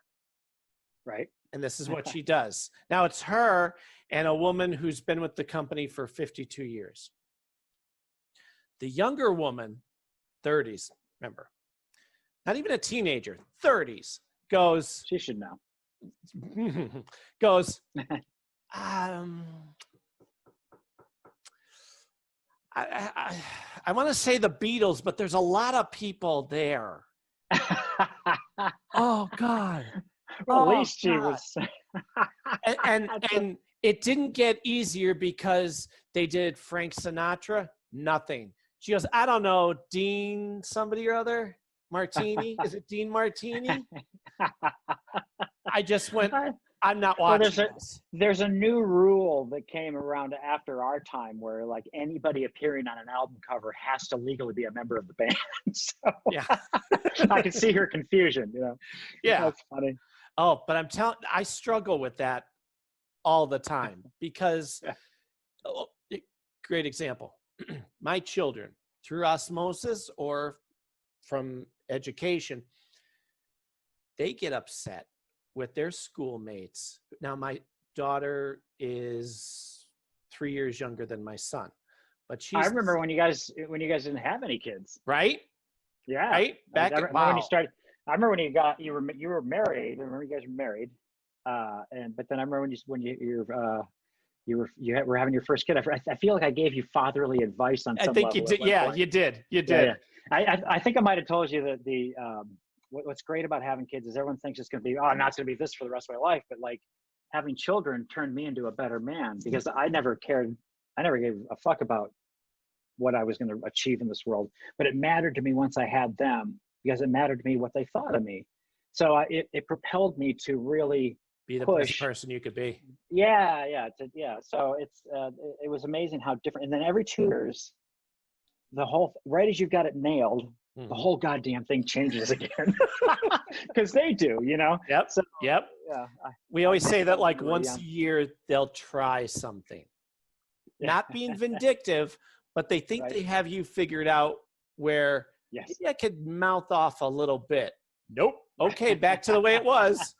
Right. But like, for example, both of them will come home disgusted with their classmates. I go, what's the matter? Like Everly says, and this is recent, she does the video chats with their friends. They don't know who Harry Chapin is. And I'm like, well, okay. or Mikey goes, do you know that they never heard a Mike Nesmith song? I showed them a picture. They're like, who's the guy in the green hat? I said, first of all, I love you for caring about it. Second of all, look at it this way. They don't know, but because of you, they will. Even if they don't care, you just educated them. There's a fair amount of people our age who might know the Monkees, but they don't know Mike Nesmith. Right. Like you can't even get that specific. And then Harry Chapin, the motherfucker died in a cab accident pretty early going. No, like Jim Croce. It was a car accident. I know people say the Jersey. urban legend is that it was a taxi. Just it makes a good story, right? I'll tell you, ironically enough, he got rear-ended by a produce truck. And one of his songs that are a big hit is about Scranton, where I am, 30,000 pounds of bananas. Right. You know. That's like the Allman Brothers Eat a Peach is an homage to Dwayne in his motorcycle accident. He broadsided a peach truck. Oh, really? Yeah. Now that's the story. I've always assumed it's true. Yeah. Maybe it's not. You know, I don't know. Yeah. Well, how about Leonard Skinner plane goes down and nobody lives in a plane crash. The only two people who died in this one is the lead singer and the lead guitarist. Like, right? Done, right. Meanwhile, all the backup singers are all fine. Yeah. You know, take a flight attendant. What the fuck? Jim Croce, I don't know if you've ever seen the behind the music, but Jim Croce in New Orleans, the plane was taken off, flew too low on takeoff, clipped a couple trees, and went right down. Yeah. And ironically, he had written a letter to his wife saying, I think I'm going to quit the music thing for a little while. Yeah, because he was touring hard. I mean, that album he put out, it's like a greatest hits album, which is, I guess it was going to have to be, you know, because that was it. I don't know that did he release a second album? Yeah, he had 3 albums, and I'll send you some of these if you haven't heard them. His wife, Ingrid, they used to be a team. Oh, really? Now, you're a music guy too, so you would appreciate this. Cindy and I love their stuff together because originally he was judging her in a music contest. That's how they met. And then they fell in love and they lived not too far from where I am. And they put out an album called Bombs Over Puerto Rico. And their harmony is brilliant because one of the things that they would do is if he sang the verses, when it came time for the chorus, she didn't sing the harmony, he did. Oh, interesting. So it keeps you on your toes, you know, because they would always do that. And it's beautiful. But then I thought it didn't go anywhere. I thought it was interesting that he had the foresight to, in his will, he left his mustache to John Stossel. But yeah, he put out like 2 or 3 albums before he died, and he didn't know he was famous when he died because he was the one who had the bad record deal where basically he had to pay back all the money with his own tour. But he was touring though. Like he was getting gigs he hadn't gotten before, right? I mean, that whole Leroy Brown was, I guess, the big first hit. But then that made everything else on the album come about. You know, like what was that song? I Got a Name. And I Got a Name. So good. Don't Mess Around with Jim. Yes. You know, which is kind of like Leroy Brown. Yeah, it's very much kind of the same story. Yeah. And, I always said he never had time to write a bad song. Right. Because if you listen to anything he did, you love it. It's the same with Buddy Holly, Yes. You And know, like did what, you know? I would have loved to seen Buddy Holly grow, but Just getting started too. Yeah, just getting started. Did you know his backup band became the Everly Brothers Band? The Crickets did? Yeah. Really? I never knew that. So they were not happy with Buddy at the time he died, because he went out on that tour with other guys and called them the Crickets. And they're like, you can't do that. We're the Crickets. He's like, whatever. You guys won't leave Lubbock to come tour. Fuck you. Yeah, that's kind of where he was at with them. A bunch of legal problems. He was trying to wrangle his publishing deal away from this dude in Lubbock, so they could, because he moved to New York, so, and he was having a good time, and that's just a tragic thing. I'm actually in the pandemic one of the billions of people, I guess. I mean, honestly, if you really are honest about it, you got to ask yourself the question: how many online guitar courses am I expected to take? Right. Are you doing that? I've never been able to play a guitar. I've barely ever picked one up, because I'm one of those, I'm of that thing where if I've not automatically fairly good at something, I hate sucking at it. Right. So I have, I saw it. I was going to segue into that. I never played before. So I've learned off of that. Fender was giving away their lessons for free during the meaty part of the pandemic there, and now they ended it, along with like all the unemployment payment and everything. I don't know what they expect. Like everybody is now kind of at the end of the help, and Mitch McConnell's like, let's wait till August. I don't know. I mean, I think he'd rather drop dead first, than as opposed to dump another $1 trillion into it. But well, that guy. Let me tell you, and I mean this, if along the way you want my 2 cents guitar-wise, sure, we could do this at the drop of a hat. Obviously, not show, but just do this. Well, I could pick up.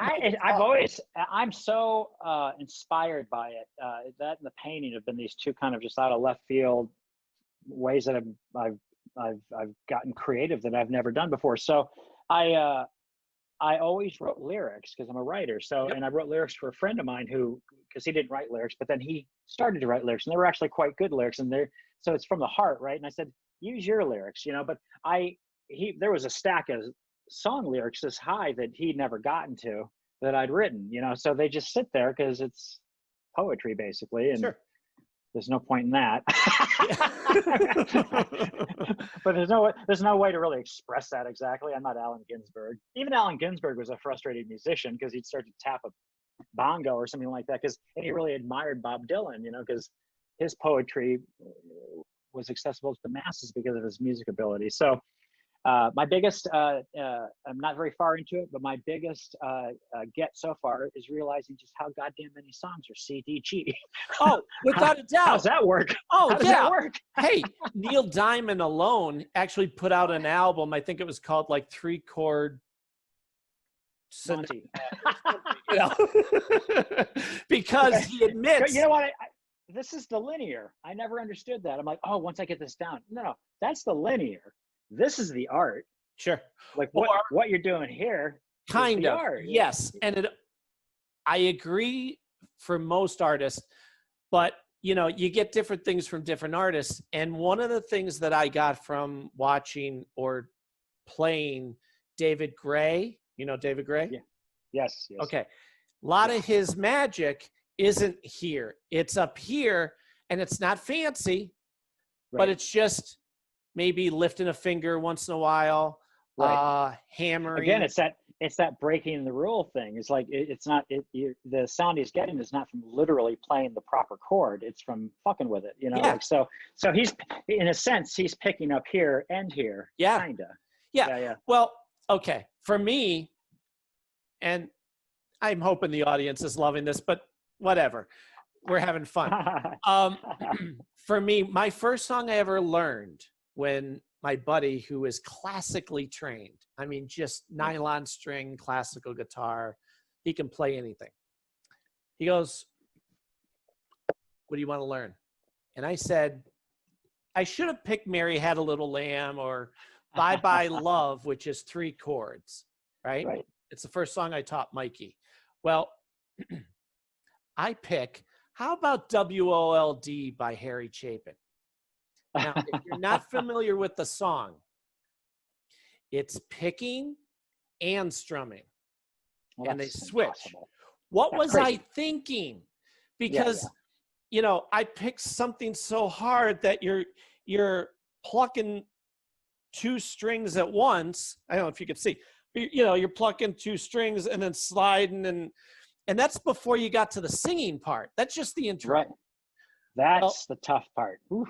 Right. But there's a thing to that too that I've finally discovered. I love the discoveries you make along the way, because if you know, doing the scales, you know, like I didn't question exactly why that is, but I know full well now that if I can go and I can do it that fast, all these doors are going to open. Yes. With regards to doing it down the neck. And I always say you hit plateaus, because Yeah. as hard as that was, and my advice to you was, the part right now, suckiest part. It's going to get easier, because I would sit in front of a TV and work at the finger picking or the strumming, because I'm kind of paying attention, but I'm watching TV. And you're Cindy's just like, do you mind?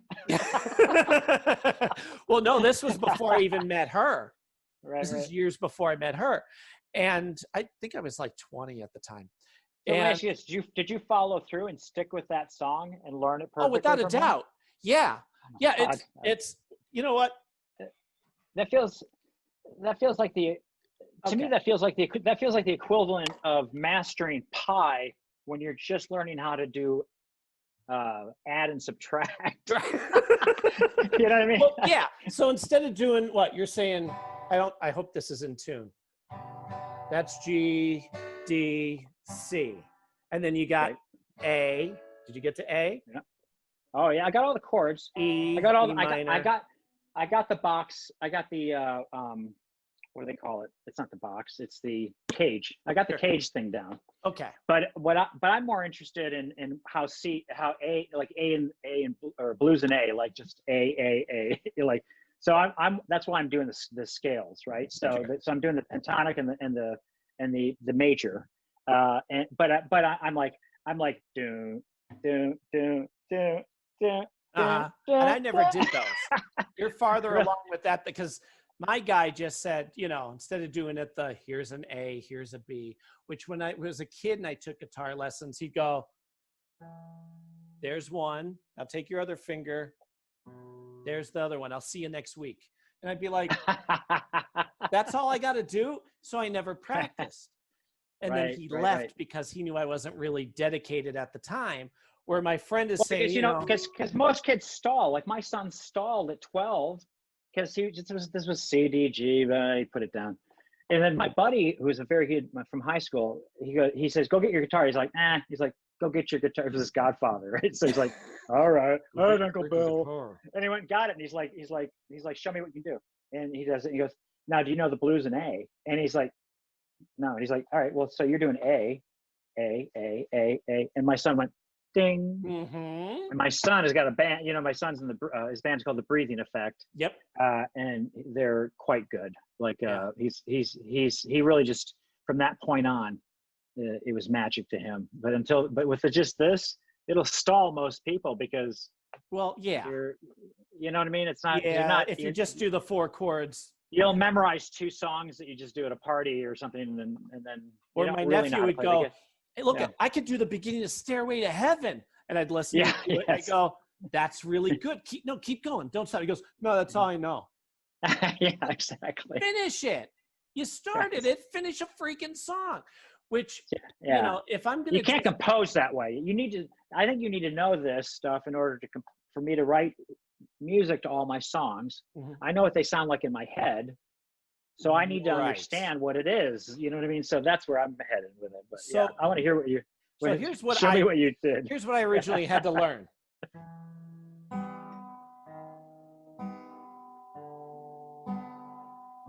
Oops, sorry.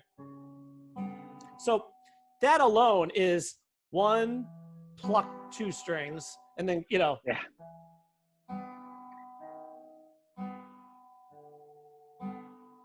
Now you have to sing over it again.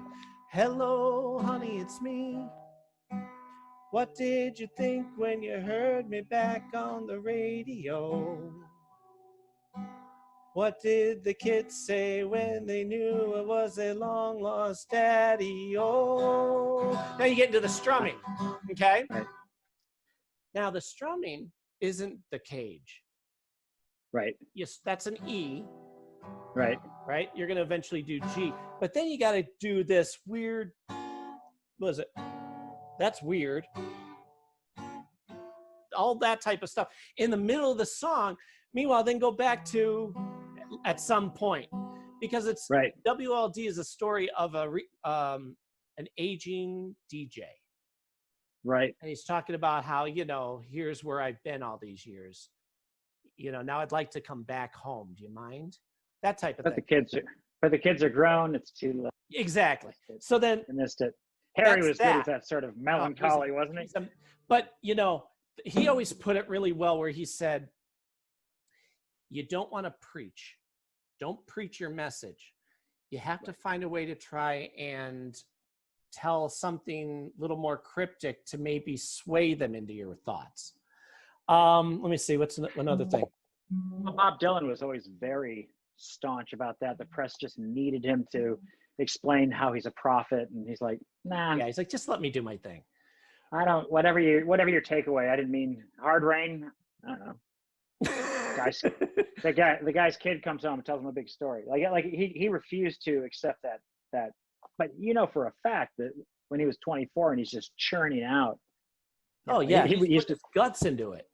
Oh yeah, and he was so prolific too. So many songs in such a short period of time, Yeah. But he was also on amphetamines. But fair. So then there's another one that is even tougher, which was, I don't know what I was thinking. The next one I wanted to learn was Mr. Tanner. So listen to the beginning of this.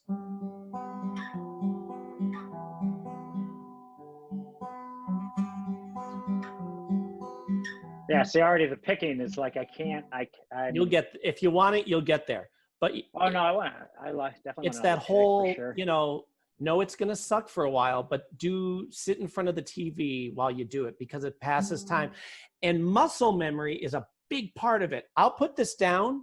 Like I just stumbled a little bit there because I haven't picked up the guitar in a week. But at one point in the song, you got to go.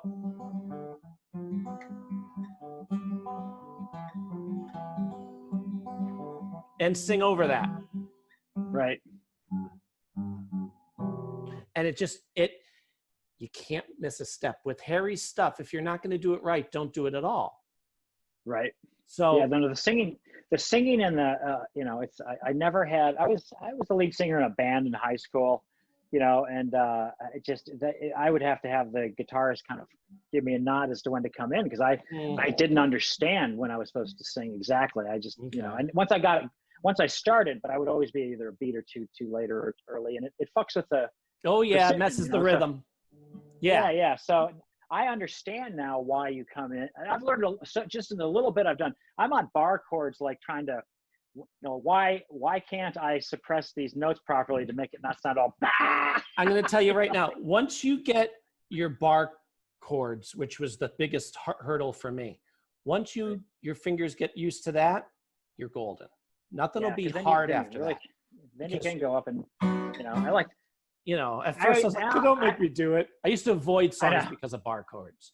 I like the capo, but like it'd be nice to not have to use a capo, But then if you're just using the capo because you want to bring it up into a range that you're more comfortable with, I get that too.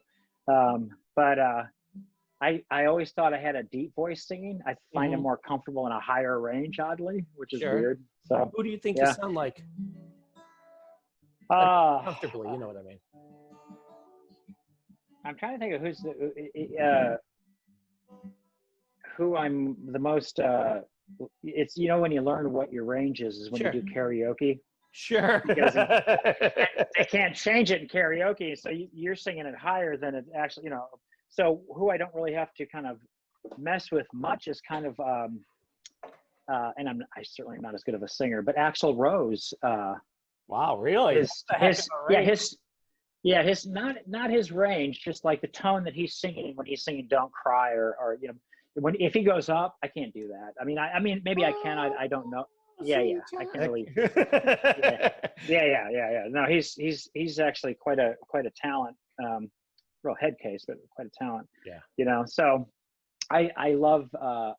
I find that I really love learning Buddy Holly's songs though, because they're good for a beginner. Because they're all pretty much ADE. Mm-hmm. You know what I mean? Like he messes around with that a little bit, but it's just it's really funny to realize that he actually invented the rock and roll band, because he was really the first band to have two guitars, a bass, stand-up bass, and drums. And that hadn't gone on. Like they weren't playing his music at first because they thought it was a colored band. You know what I mean? Really? Like that guy, that I can't remember his name, crazy somebody or other, but he was a DJ in New York, the big rock and roll DJ, and he puts it on, and he barricaded himself in his booth because they weren't allowed to play colored music. Sure. And everybody thought they were black because no one had ever heard that music come out of a white group. Well, what was the song? Do you remember? Because I'm thinking, I love you. That'll be the day. Oh, that'll be the day. Really? Doesn't sound. No, it doesn't sound black at all now. But then the rock and roll aspect of it was not what it was. It was your hit parade at the time, and it was like, who's that doggy in the window? It wasn't happening for white people yet, and it never really did quite catch up to how cool black people are. their music is, I'm a huge rhythm and blues fan from that era. So like, Sam Cooke and but then getting into like War and once you get into the 60s, God, who's the last great president we had sang this song to his wife on the day that I think Al Green, I don't know if he died or not, maybe it was his birthday. Let's stay together. Yeah, that kind of stuff. And Stevie Wonder. Oh, honest to God, right? Just listen to him all day. I was born in Little Rock. Had a childhood sweetheart. like that. That's what I love about. To me, that's a perfect song. Is that song's called "I Was Made to Love Her," and that is on a thematic level, on a writing level. That's all that song is that he reinforces from beginning to end that he was made to love her. Like his father poo-pooed it, his mother boo-hooed it, but we've been together through the years. Like the whole thing is just a perfect right, and like those are the songs that grab me. Like Sting's "Every Little Thing She Does Is Magic." That's all that song is telling you. Yeah. From beginning to end is the every little, and he brings it to the fucking hilt. Every little thing. And then it's magic, done. And it's just genius. Well, hey, and I appreciate you noticing those things, because I don't think a lot of people get as deep into the guts of it as I do myself. Well, it's emotion. It's an emotion that fills you with, and that's why it's hard for me to get close to hip hop and stuff. My wife is younger, and she really loves rap and stuff, and I know they're telling stories, and they are vital stories to a certain degree, but she also loves trance music and EDM, and it doesn't grab me because I'm an old Deadhead or Bob Dylan. Like I listen to the story. Robert Hunter is a genius, like his every the lyrics to Box of Rain or Friend of the Devil or Ripple, they're heartbreakingly beautiful songs, and all of Dylan's stuff, all the way. Like here's a guy who never went to his top hits. He never went around doing my hits type shows. Like the last time I saw him it was after Time Out of Mind. Maybe it was right after that. He was touring around, and he was at the Palladium and the big hit. He won the Grammy for that album, but like here he's got it's funny because he'd be playing Ballad of a Thin Man for like a minute and a half before I figured out what it was. And I just thought that's genius, but then he's putting out songs at that time like Cold Iron's Bound that just has a thump. I don't know if you're familiar with that song, but it's like 20 miles out of town and cold irons bound. Like he's just talking about taking a bus back in, and he knows this woman's going to be there. And it's just that his storytelling is what gets me. And it's what he refuses to talk about most. I found that with Springsteen. Springsteen writes a great song. He's not always the easiest to listen to, but he puts guts in his performance. I love him. Right? Yeah, and that's when I get like chills, you know, like Streets of Fire, you know, like he hits a point in that song where he's like, somewhere in the darkness, I heard somebody call my name. Yes. And the song transitions, and I'm just like, it just kills me every time, you know. Mm-hmm. And I'm a sucker. It can be something much more poppy too, like Pat Benatar's "We Belong."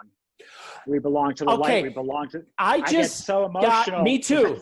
Me too. Because typically, little side story: Pat Benatar got her start with Harry Chapin.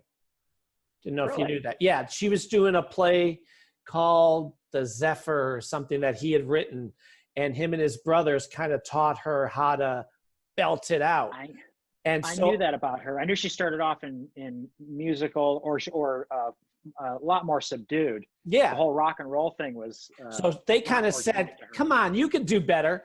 Well, he's one of those that you kind of go, I know her stuff. I like her stuff. I don't know if I need to own her stuff.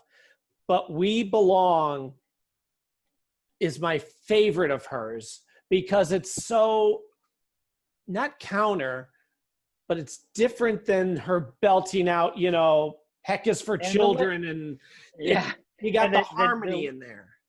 The lyric too has depth to it. It's got an extra layer of depth. That's why I always love Tom Petty's stuff. Yes. I always referred to him as the poor man's Bruce Springsteen, really, because he wasn't appreciated enough for, you know, like on Southern Accents, Rebel, a song like that was like, what's the baby don't run out, I'm too drunk to follow. You know you won't feel this way tomorrow. Maybe I'm a little rough around the edges, inside a little hollow. You know, like he's talking about being a Southern dude, you know, redneck, but he's like wandering around at night through these cement. Oh God, he's talking about wandering around through the Civil War. Graveyards, you know, and he's in the middle verse, he's an alcoholic, and his life is not because he was born to lose, in a sense, because on a heritage level, on a historical level, a lot of those guys live with the depth of losing that war, and that's where a lot of them are coming from, as these monuments go down, and that's why they went up in the first place. And it's a hard thing to defend, really. It's an impossible thing to defend, the Civil War, right? But as far as being on the southern end of it, but they're coming at it from a completely different perspective. I dated a woman who lived in Atlanta, and she took me to the Civil War Museum, and the perspective from being in the North is so different. It's like, and then those filthy bluebellies. And it's like, these guys hold a grudge. Yeah, like, wow. Yeah. But it's everyone's got that song. Journeys is Separate Ways. If he ever hurts you, true love. You know, like it just, if a song grabs me on an emotional level, then I'm in with the band, and I'll see whatever else they got. You know. I saw Journey live. I love music. Right? How do you not? Yeah. Mikey asked me that. He goes, how do people not appreciate music the way we do? Because many people don't. My parents are the same way. I mean, they like it, but it's not in their guts. You know, I don't. It's moving. It can be so moving. You know, and that's why the Grateful Dead to me. You know, it's. I do a little bit in my act now about that. Like, I'm like, I know. I tell you, I've seen 150 Dead shows. I know what you're all thinking, and you know, it's like, and I, you know, it's all right. I took acid at every show. All right, except for one. And I remember standing there going, wow, these guys aren't that good. Hey, did you ever? Go ahead. No, I'm just gonna say that's not true. I never did say these guys aren't that good, because no, I know you love them. They were born out of that era, so they obviously pandered to a psychedelic experience, but their music is so good, you know, and they do tell a lot of the stories that do get you. Sure. You know, like Ripple at the end of Mask. I mean, you're sobbing, you know, because it's such a beautiful song, you know. Well, did you ever hear, you like Fish too, right?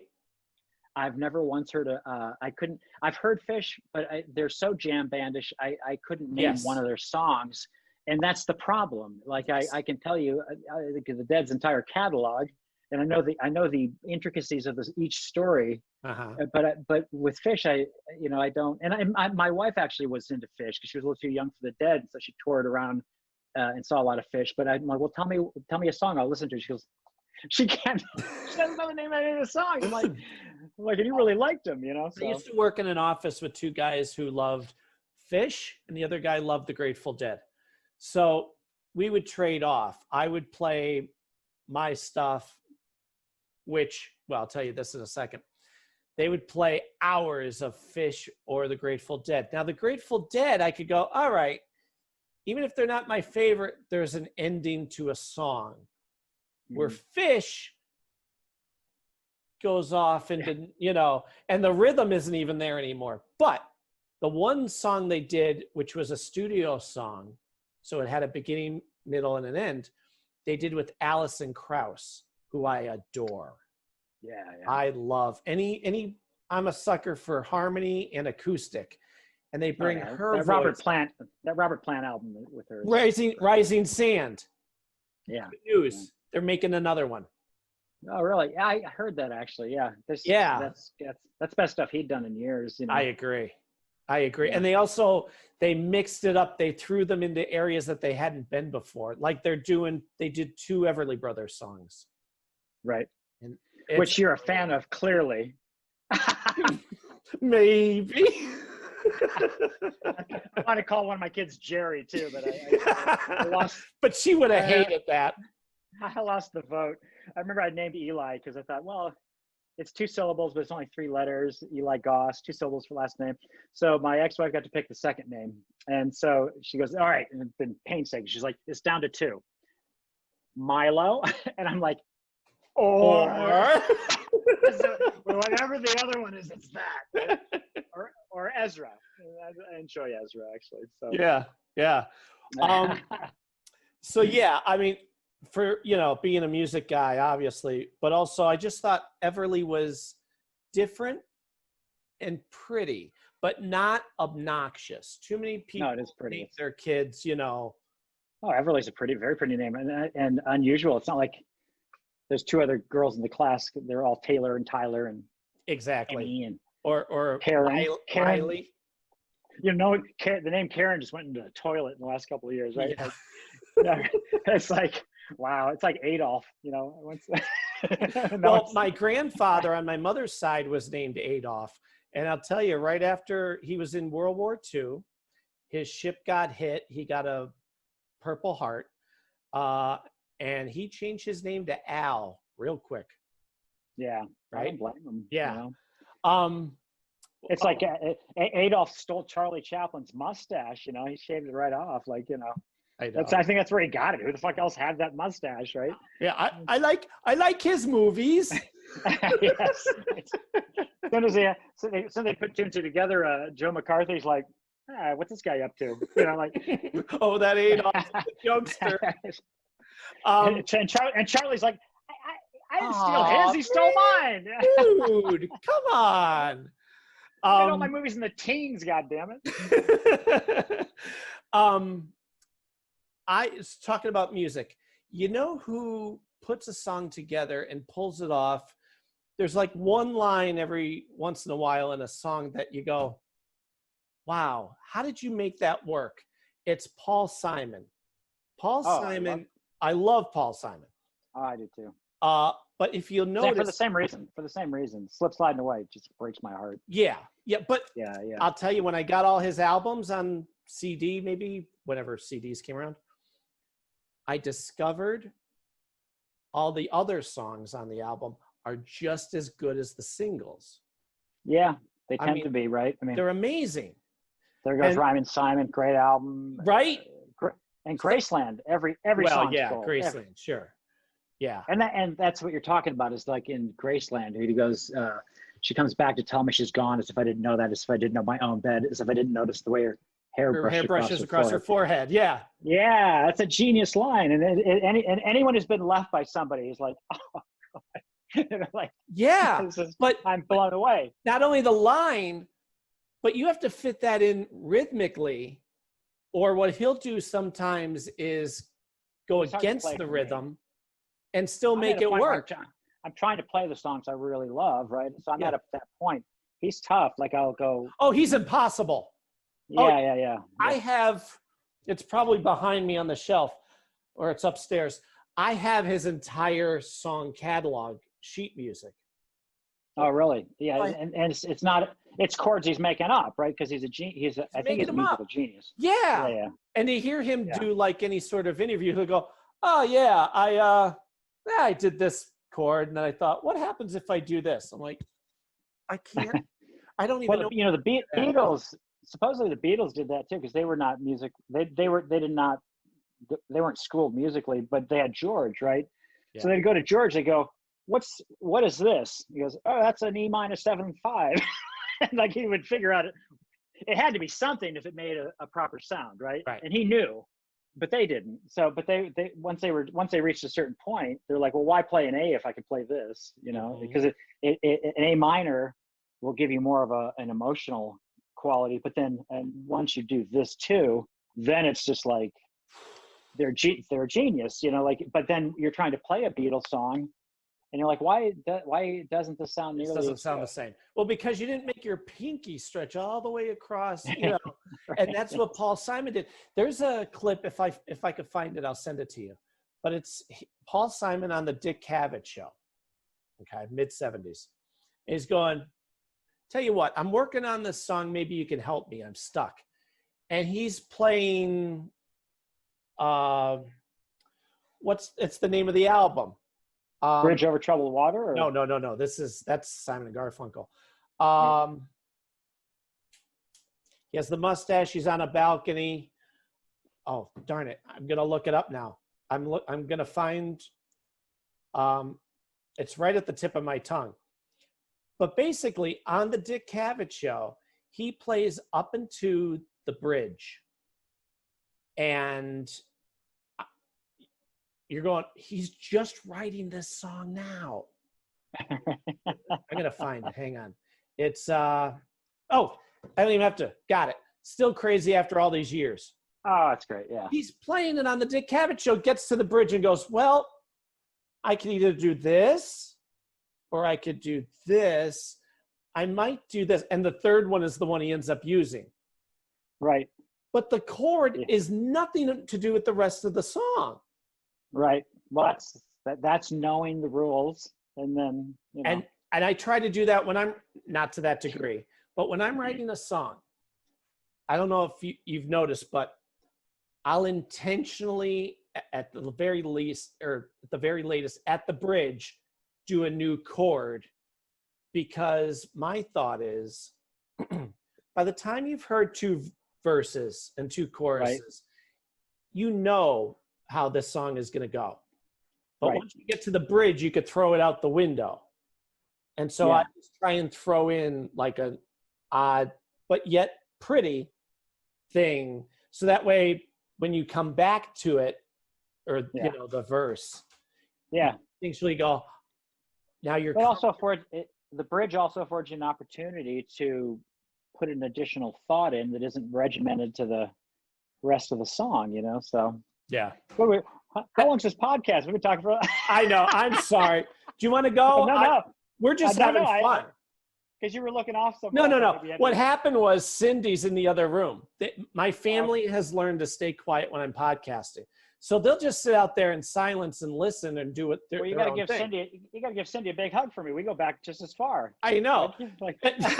Well, she came in with the phone and had Still Crazy After All These Years on it. So she's helping me. Oh, so good. That was very nice. Hey, I'll tell her. Give me 2 seconds. Any wife's a good producer. Fred says, thank you. Yeah, come here. She wants to say hi. Hello. How are you? Nice to meet you. Nice to meet you. I feel like we've met. I don't know. I know. It's It's you guys and Shelly, Glad Girl Shelly, who followed from MySpace to Facebook. Oh wow! And I found the oldest fans of I would count you and her as the original fans of the show, right? Oh wow! And nice. And I had the opportunity to actually go and meet with her, and we went to the Shawshank prison because she lives in that town. Oh, wow. And my son was graduating from Oberlin. So it was just, I said, let's meet up. It was like an hour's drive. We met up, and her and her husband and me and my wife, and we had a lovely day. So we do have to connect at some point. Definitely. You guys in Pennsylvania, right? Yes. In Philly? Yeah. Actually Scranton. It's about 2 hours north of Philly and 2 hours west of New York City. That could be 2 years. It's like 2 years. It could be 2 years if you walk. But well, good to meet you. Yeah, you too. I always see you liking the kids' pictures that I put on Instagram and everything. So it was nice. Well, I'm glad you let me come in and say hi. I was going to say, I think you found a new best friend here. we didn't remain married to politics the whole time, which was refreshing. No, that was good. That was good. Yes. Got it out of the way early. Yes. Well, I will give you back, but it was very nice to be able to say hello. Yeah, I was going to say, this is like hi, friend. We're like you made it weird. Just like you made it weird. You know, like we're the one with Dan Harmon where they're talking for like 2 hours about yeah. Right, yeah. I listened to one of those when Brian Regan was on. Yeah. And I love Brian Regan. I just did Brian's before I left to LA. I did his a podcast he was doing. Really? Yeah. Well, it wasn't really. I'm not sure what it was, but we were talking together on some. Might have been somebody else's. But anyway, we were talking. You were making a point about Paul Simon. Yeah. And I don't know whether you actually finished making it. But all I can say is no, we did. He's right up there. He's right up there, in my opinion, with emotional, evoking. And the sincerity. Like, I'll tell you, for me, the thing that ties all my musical loves together is that belting out of emotion, not just in the recorded version, but every time they perform it, nobody's phoning it in. John Denver is another one. Oh, yeah. 95% of his stuff, you think his voice would crack because he's pushing it as hard as he can. Yeah. And I'll have like a live version of something playing, and when it's done, Mikey will go, "That was live?" Mm-hmm. But it sounds perfect. Yeah, no, he was quite a talent. I'm not sure what happened there, but he was. Well, I can tell you what happened. I'll tell because, if I like your stuff, I'm getting every freaking thing you do. Like, I'm that guy. I'm a very hard critic, but if you get past that, you have me for life. Right. And towards the last 3 albums of his RCA deal, his lyrics got too preachy, and his voice, he didn't do that push anymore. He kind of, like if he sang Country Roads, he would take the easier breath. Right.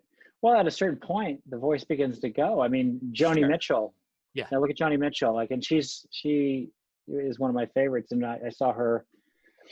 She was on a tour with Dylan and Van Morrison. It must have been 2002, 2003. But she just a chain smoker, and it was heartbreaking to hear her not. Elton John too. I saw Elton John perform his $1 million piano thing in Vegas, and he just wasn't doing Rocket Man. He wasn't even do Benny and the Jets or Crocodile Rock. He couldn't do that anymore. And you're like, I don't like it this way as much, but Well, I'm envious of you because you got to see another one whose stuff I love, Cat Stevens. Yeah. You were posting videos. I'm like, and so get you ousted out of there fast. Like I think his I don't know whether it's his Muslim thing or not, but like they were shutting people down. Like, and if you didn't put your phone down and stop videotaping, they threw you out. Really? So so I'm in the dark, and I got what I thought was the frame, and I just put my phone up against my chest so there's no light. And so I got, you know, on an audio level, it's wonderful. There's a guy whose voice didn't go. Right. Do you know the story of him? Stunning. You know, do you remember when he went away? Really. Okay. When he went away, he had purposely ended it.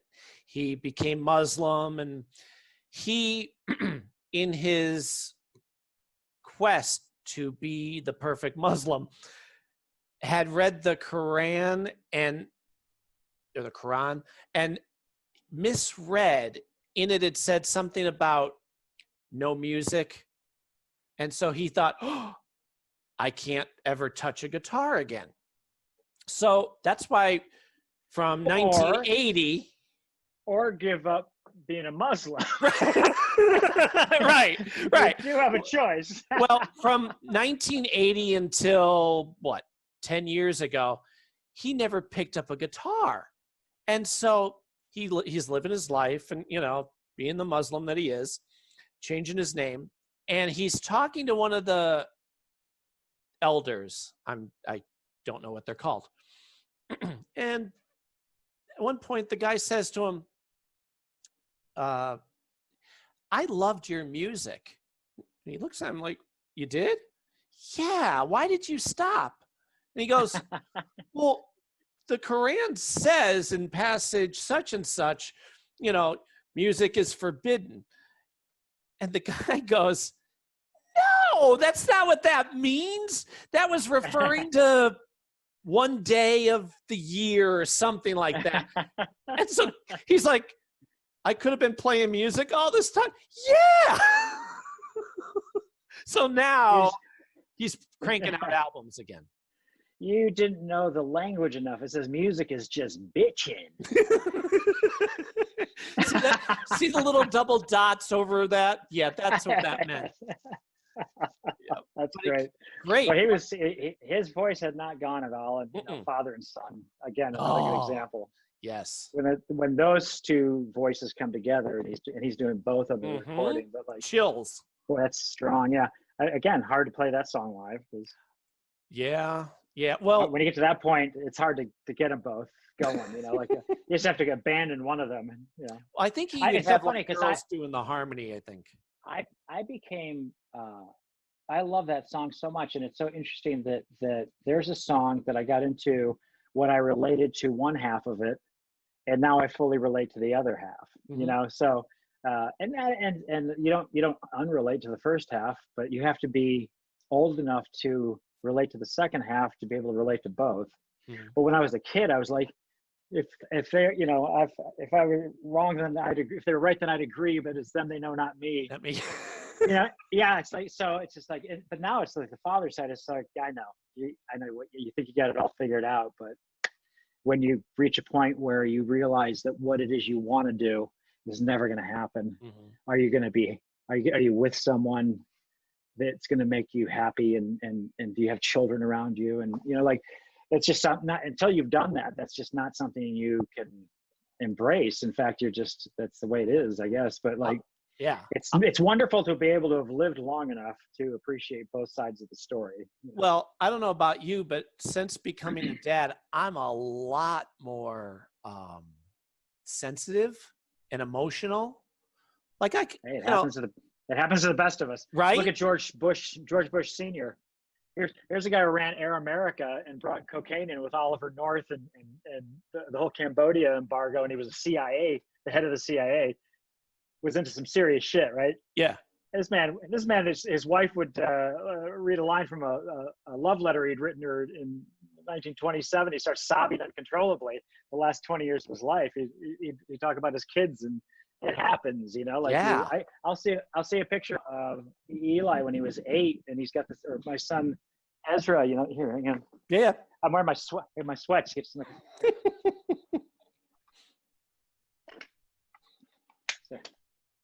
I'll just now this is the kid who's in the breathing effect now, right? So.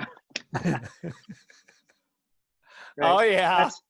we went up to the top of the Empire State Building, and I see that, and this is my favorite picture of my middle boy.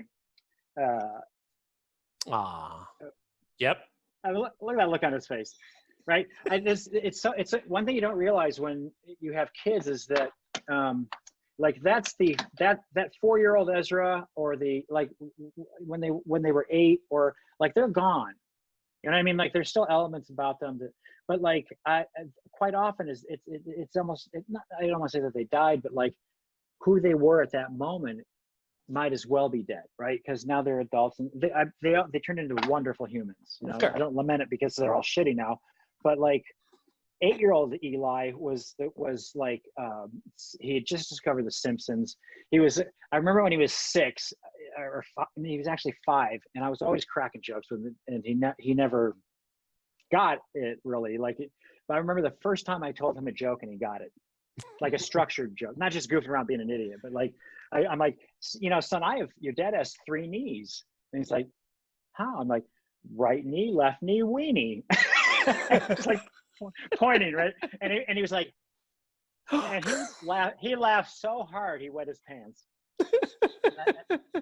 So you know, it's the moments like that where you're just like, and then from that point on, he got into The Simpsons, and just like, you know, like they all developed really wonderful sense of humors. And I know, I know what you're talking about. You could see that moment of you just opened a door for them.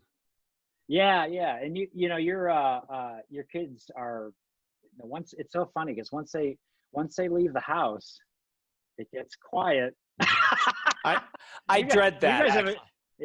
You guys have a great relationship. I mean, my ex and I, we by the time they left, we were not at all the same people we were before, and in fact, we had broken up before Eli was born, and I just were kind of like trying to figure it out. And all of a sudden, she got pregnant. It was like, well, let's give this a shot. Like I was not in any point where I was thinking I wanted kids, but then once he was there, I realized this is going to save my life, because I was on not a great trajectory. So, sure. You know, he and a lot of people they think a kid will fix things or change things. And quite often they don't. In this case, it did for me personally. Sure. And for my ex as well. We parented well together in those young years and coming up. We started to have differing opinions on how to deal with a teenager, for sure. Oh. I was more about it being a democracy. And I said, I will never tell you because I said so, or because I'm your father. If I'm asking you to do something, I'll give you an explanation as to why, you know, and now that is biting me in the ass now. I'll tell you. Is it? Oh, because I'll say something, I'll be like, really? You know, everything's a conversation, you know. It's like, sure. Would you just go do it? Well, yeah, you know, I do the same thing, because I always say, and not enough people do this, your children need to have a respectful level of the fear of what if. I don't want to tick him off. Why? I don't know. Something can happen, you know, like that. But my kids don't have an ounce of that. They play me like a fiddle. But I'll tell you, like for me, one of the things that I'm proud of is that I will explain. I could just do the whole, just do it, and that's it. Right. But I want them to understand where I'm coming from. So I'll explain it, because in the knowledge of knowing why, I don't want them to think their dad's a yelly a-hole. You know what I mean? It's okay, he's upset. A lot of guys want that. You know, right. I hate that. That to be the case. Yeah, I hate that. My children know I love them, and they also know that if I'm yelling, I have a good reason. Right. That's good. Yeah. That's good. And I'll tell them that. But the other side of it is there are times when I might snap at them, but I have to also be prepared to go, I'm sorry. You didn't do anything. That was me. I messed up. And a lot of guys that snap aren't man enough to come back with the apology. You know what I mean? Like that's, see, I think it has a lot to do with how you're raised. I had a alcoholic, drunken stepfather who, you know, like, so I'm very conscious of, you know, even at 5 or 6, you're still a human being, and nobody likes to feel like they're under someone's thumb. You know what I mean? I don't care how old you are. Sure. So if you feel like you're being oppressed as opposed to being parented, you know, I think that's why I went so far the other way with it, you know, in that I really needed them to, and if I can remember just a couple of times where I got so angry at either of them. And one time I dragged Eli to his room because he was just kicking and screaming, and I you know, I could have hurt his arm, you know what I mean? Like I just wasn't, I was so mad. I wasn't thinking in those terms, and I threw him on his bed, and I'll bet it was all of 60 seconds that I went back in and I went, I am so sorry that I laid hands on you like that, because he'd never seen it before, and he'd never seen it since. So, you know, it's like, it's not acceptable, because I was hit, you know. I said to him, it's unacceptable. I wouldn't, no matter what I was doing in my professional life or in business, I would never begin to throw punches at the person I was. And I've been in positions where you want to, but you shouldn't with an adult. Again, many adults actually do, you know, they don't have a problem with that at all, but like, you should never lay hands on anyone. Like it's not, you know, I'm not, like I said, I'm spiritual, not religious, but again, it's karma, you know, like, like, would you want someone to just start swinging on you because of a different opinion, you know? Right. And as a child, I think that, like, he was just stunned. He's like, well, how did we get from, I don't want to eat this food you've put in front of me, to me getting upset about it and you beating me up? Like it's there's not much logic to that, you know. It's just that your level of anger can get the better of you. If they're throwing a fit in a restaurant, everyone's staring, things like that, you know. I would always just be like, let's take a walk, you know. They'd always them from the situation. Yeah. And then you go out to the car and you sit there and they calm down. But I've seen people, look at the woman who, that Amy chick in New York who called the cops on the black guy who was bird watching, right? Oh, he's a comic book guy, by the way. I found out. Yes. I found out everything about him because I couldn't, you know, it's like, this is one thing people have to keep in mind. It's like the Karens of the world, they use that as a weapon in their arsenal. You're a black man, I'm going to call the cops. It's like, well, you should be charged with attempted or reckless endangerment, really, you know. Because you don't know what happens once the cops show up. Well, and she also verbally said, if the he's cops attacking show up, me, good for you because you're black, you know, like wow, you know. So I was more focused on the whole time she's choking her dog to death. Because she doesn't have a harness on it. She's got this collar that you shouldn't use, and the dog's tongue is hanging out, and she's so mad the dog could have died. It was like a knee on the neck for the dog, you know. So and in fact, I came to find out that she had just gotten that dog through the Humane Society. They took it back. They took it back, and after a few days, they gave it back to her. I'm told. But because she I'm sure she was like, I was beside myself, and I please don't take my dog. And I'm sure that they, you know, listen, they're trying to find a home for the dog anyway. And I'm sure that she probably loves the dog, but like she was so caught up in her own bullshit that her dog became inconsequential to her, you know, like, or she wouldn't have been treating it like that. You know, that poor dog was like, what the hell's going on, you know? Yeah. So, but I think people that harm their pets should get the same punishment. Without a doubt. Harm their kids. Yeah. When we're talking about kids, though, I'll tell you the other thing, and I see this with you a lot, and I've always admired it and appreciated it. You're affectionate with them. Yeah. You've always been affectionate, and it shows in anything that I've seen you post. I'm like, yeah, you could tell he's open with his kids and loves his kids, and there's never a doubt. They're just great, you know, like they're just so great. I don't, it's interesting because I never thought that parenthood would have the effect that it had on me, you know, and they're all three so different from each other, you know, but they're all very loving and they turned out to be really great people. So, but yeah, that's my thought was like, you know, you got to get them to fear you, and I never wanted that, and then you can't be their, I got this a lot, it's like can't be their best friend. Yeah, you can't be their friend. They've got enough friends. They need a father, they need a parent, you know. It's just like, well, I didn't get in this to have them hate me until they're 30 and then realize that all the things I did for that. I may not make it till then. You know Right. what I mean? Like Yeah. I need them to understand how I feel now. So it's just any book on parenting. You know, my ex-wife was very big on those. Like she would come at me with these catchphrases from the book, and I'm like, I got to play it from the heart. You know, maybe I'm doing it wrong. I said, but I don't know how in the end I could be faulted for loving them too much. Right. You know what I mean? Like I don't mind crying in front of my children, like with my children. Yeah. You know what I mean? Yeah, They should be able to see me. I don't. I'm right there with you, and I don't. You know, I've never wanted to be their. I've never tried to be their friend. I want to be me as their father, and that's who I am. Mhm. It's like I like joking around with them. If it's not a good hang, Mhm.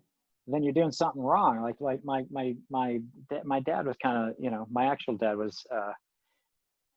It's funny because he'd just be like he'd be having fun with you, but then he'd be, you know, like, you know what I mean, like, and that would always make you feel bad, like oh, okay, I'm good for a couple of laughs, but then he's off to something else, you know. Yeah. So my kids are around, or I get on the phone with them, especially now that they're, you know, out of the house and everything. It's like I've never once not picked up the phone when it's them, because in my mind I'm thinking, well, what if they're hanging from a cliff? Yeah. Oh, I know. Last time I don't care if I'm in a meeting, it doesn't matter. And if I'm in a pitch meeting or something like that, I say, you can't call me for 30 minutes, you know, because if you call, I'm going to have to pick up. And then I'm going to have to explain to a room full of suits, it's my kid.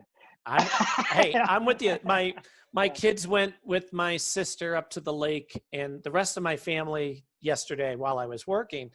And I said, keep your life jackets on. And Mikey's like, well, what if I'm in the shallow end or if I'm with an adult? I said, I don't care. I'm not there, so I can't watch you. So my mind goes, oh God, what if? You know, it only takes a second. Yeah, that's biggest fear is something happening. How about when they're that age where it's with you and the missus? It's like when you're working out with someone. It's like my weight, your weight. It's like you got them, yes, or I got them. Yep. Yeah, that's a thing, because if something happens on your watch, then she can forever hate. Yeah. or she can choose to forgive you, or you can choose to forgive them. But there needs to be a solid understanding until they reach a certain age. It's like either you got them or I got them. Mm-hmm. Or we've decided who else has got them that we trust, but someone's got them, you know, otherwise I can't go do whatever it is I'm going to go do, you know? So that's a thing. It's a real thing. Did you notice, and this is, you'll get a kick out of this. It's tragic, but not so tragic. Did you notice when we were kids, we could roam the neighborhood and all you had to do is listen for your parent, yell for you, and then you came home. Or when those street lights go on, come home, right? You don't have that anymore. I can't. Well, it's a different world. Right? I can't let the kids out of the yard, right? Because I'm afraid of what could happen. There was we say it's a different world, but honestly, back then every now and then you'd hear a story about like, well, what happened to Billy? Right. You know? A white van came by and he wasn't seen anymore. But that was rare. That wasn't like, you know. So, okay. So my son, this is 3-4 years ago. My son is out in the front yard and a neighborhood kid comes by who's of African-American persuasion. I mentioned that because of the cliches that are going to come about. Right. So the kid's talking to him from the other side of the hedges. Mikey comes in and says, hey, could this kid come in our yard and play? I said, sure. Absolutely. It's in our yard. You're not going anywhere. So the kid comes in, they play for a couple days, but during these couple days, I notice, am I being too judgy? This kid seems like he's up to something. He took one of Mikey's toys and threw it. And I said, did you throw his toy? No. Okay, strike one. Then they found in the woods in the back one of those lighter sticks, you know. Oh, yeah. It was broken, but the kid was trying to light things on fire. Mikey, being the good kid that he is, comes down and tells me, strike two. Then the three of them, my daughter and the two of them, are behind the house in the woods. And Mikey comes down and goes, he has a knife. bad. I said, okay. How old? This kid was 9 at the time.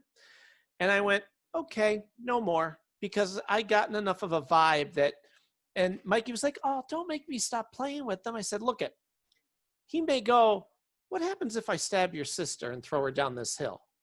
It can happen. He doesn't care. Well, at one point he was looking in our window and I said, what do you want? Can I use your bathroom? You live 3 doors down or 5 doors down. You can use that. Here, thank God I did, because long story short, our house was broken into a couple days later. Oh, really? It's a couple days later? Yeah. And over my computer, I had a katana, actual Highlander katana. So this kid's out on the street going, there can be only one. Yes. But what happened was, in conversation, Mikey had mentioned to him, oh, my dad has a sword. So now this kid wanted to get in and case the joint. And that's why he was looking in the window. So it's gone. We call the cops. The next day I'm thinking, you know what? They stepped over my guitar. They didn't take any money. They didn't take the computer. I'm thinking it was a kid. That kid was looking in our window, but I don't want to profile. Right. Everything you're saying, he could have just as easily been some moogly-looking ginger. Exactly. You know what I mean? So it's not about color. It's about behavior. Here it is. Everybody in the neighborhood's going, it's him. It's him. I go, come on now, kumbaya. We're not going to profile. I start going around door to door, and the one guy says to me, it's that kid. I said, now, why would you say that? He goes, see the weed whacker? Yeah. You see the other thing? Yeah. He stole that. He stole that. He stole that from me. The guy across the street, he broke into his car and stole his cell phone. Well, so it's now, to be fair, this isn't profiling at this point. Right, right. So it's gathering data. So it's. I go to him and I go, see this picture? Do you know what this is? No. Okay. Talk to the mother, and the mother is one of those, you're not going to blame my kid for any, I know he did it, but you're not going to blame my kid. You know what I mean? So yeah. I just went, I'm just letting the neighbors know that we were broken into. I said to him, you know, kid, there's a reward. Oh, I said, so if you can help me find it, I'll be right back. He runs to where he hid it, puts it on the ground, thinking I don't see him, and goes, there it is. What was his reward? Well, here's what happened. I said, you have the sword. Where's the scabbard? Well, he couldn't lift the sword and swing it against a tree, but he could do it with the scabbard and broke the crap out of it. So he came back with pieces of that. So I called the cops and they go, first, when I told them who it was, they go, we know him. This kid has robbed places for a 2-block radius. We've been after him for years. So the cop shows up, and here's this worked. I swear to God, they're calling me the neighborhood Batman now, because the cop goes, I have to question him in front of his mother. I said, okay, well, here's how you're going to do it. Cindy goes, you don't tell the cop how to do it. And I'm like, just hear me out. So the cop calls me back and he goes, you're right. You were right. Your way worked. Because he originally said there were cameras. And the kid goes, nope. This kid's done it before. He knows. Right. And he goes, well, they're not mad. They don't mind that you were in the house. They just want to know, when you left, you came in through the window, but you didn't leave through the window, because he broke our window. Right. And he goes, they don't mind. No, as long as you didn't leave through the window, you're fine. Oh, no, I left through the door. Okay. And and when you were in the house, you just stayed downstairs where the sword was, right? You didn't go upstairs. Tell me you didn't go upstairs. Oh, I didn't go upstairs. No, I stayed downstairs. And then I went out through the front door. And the mother looks at him. He's 9. And to watch the kid go, what? Ah, darn it. So he actually got whatever the parents had to pay, or the mother had to pay it back. Right. So that's like $350. Were you able to get another one that was? Well, no, because the sword, thank God, had no damage. Right. He must have hit it, but it's a real sword, so. But wasn't the sheath made for the sword though, or is it? Yes. Yeah. Yes, yeah. but I've looked. I don't know where, unless I went to the manufacturer, and it's as much as the sword would have been just to get the scabbard. Right, because it's ornate and yeah. Yeah. So I pieced as much of it back together, and I have it upstairs. But Right. the end's broken off and all the pretty things. But the sword itself is perfect. So I'm like, all right, good enough. We had to get the window replaced. He's whacking the thing against a tree. Yeah. Yeah. And then I found out like the next week he stole the neighbor's shotgun. Oh, really? Oh, yeah. Maybe the neighbor should lock it. Maybe the neighbor should be better about locking up his shotgun. Well, but it was a little old lady who he walked up to and said, "Can I use your bathroom?" "Oh, sure, dear." And while he's in there, he went under her bed, took the shotgun, and then hid it in their backyard, and then snuck it into his own house and was going to shoot one of the neighbor kids that ratted on him. Oh, my God. The kid's gone. So he's not our problem anymore. They moved? Yeah. Oh, my God. That's a pain in the ass. So now everyone in the block's like, oh, yeah, that kid's a thief. Like, you don't know what he's going to take next. Good thing he didn't take the old lady's vibrator. Well, it was funny because she was this little old lady who would sit out there and watch the neighborhood kids play. Sweet, but naive. Right. Never knew that her gun was missing. Oh, really? Well, Never knew to this day. Like one of the neighbors saw him scooting through the backyard with it. And that's how they found out. That kid was a terrible thief. Oh, yeah. It seems like everybody knew that he stole from them. Like, obviously, the guy who said, "You see that weed whacker?" He got it back. Yeah. Well, apparently he walked into the one neighbor's house in the morning. They had a gerbil or a hamster in the cage. The woman's cooking breakfast in her negligee or whatever. This kid walks in the back door, looks at her, looks at the hamster, takes the hamster, puts it in her pocket, and takes off. You're not even trying to hide. Right. Because when they questioned him, he just went, "I don't have a hamster." And of course, the thing's dead or gone by now. Well, the cop's like, "Hey, O'Leary, check his ass." It's not Richard Gere. Did you ever see Chicago? You see me I just profiled Irish people. I was just about to say. Did you ever see the movie Chicago? I did, yeah, it's great. We just showed the kids that because Richard Gere, you reminded me. I was so shocked at how much I loved that whole thing. Oh, yeah. That was a good, it's hard to, they don't always adapt well, musicals to movies, but right. especially when they really kind of stick to the spirit of the theatrical piece, right? Mm-hmm. But that was very well done.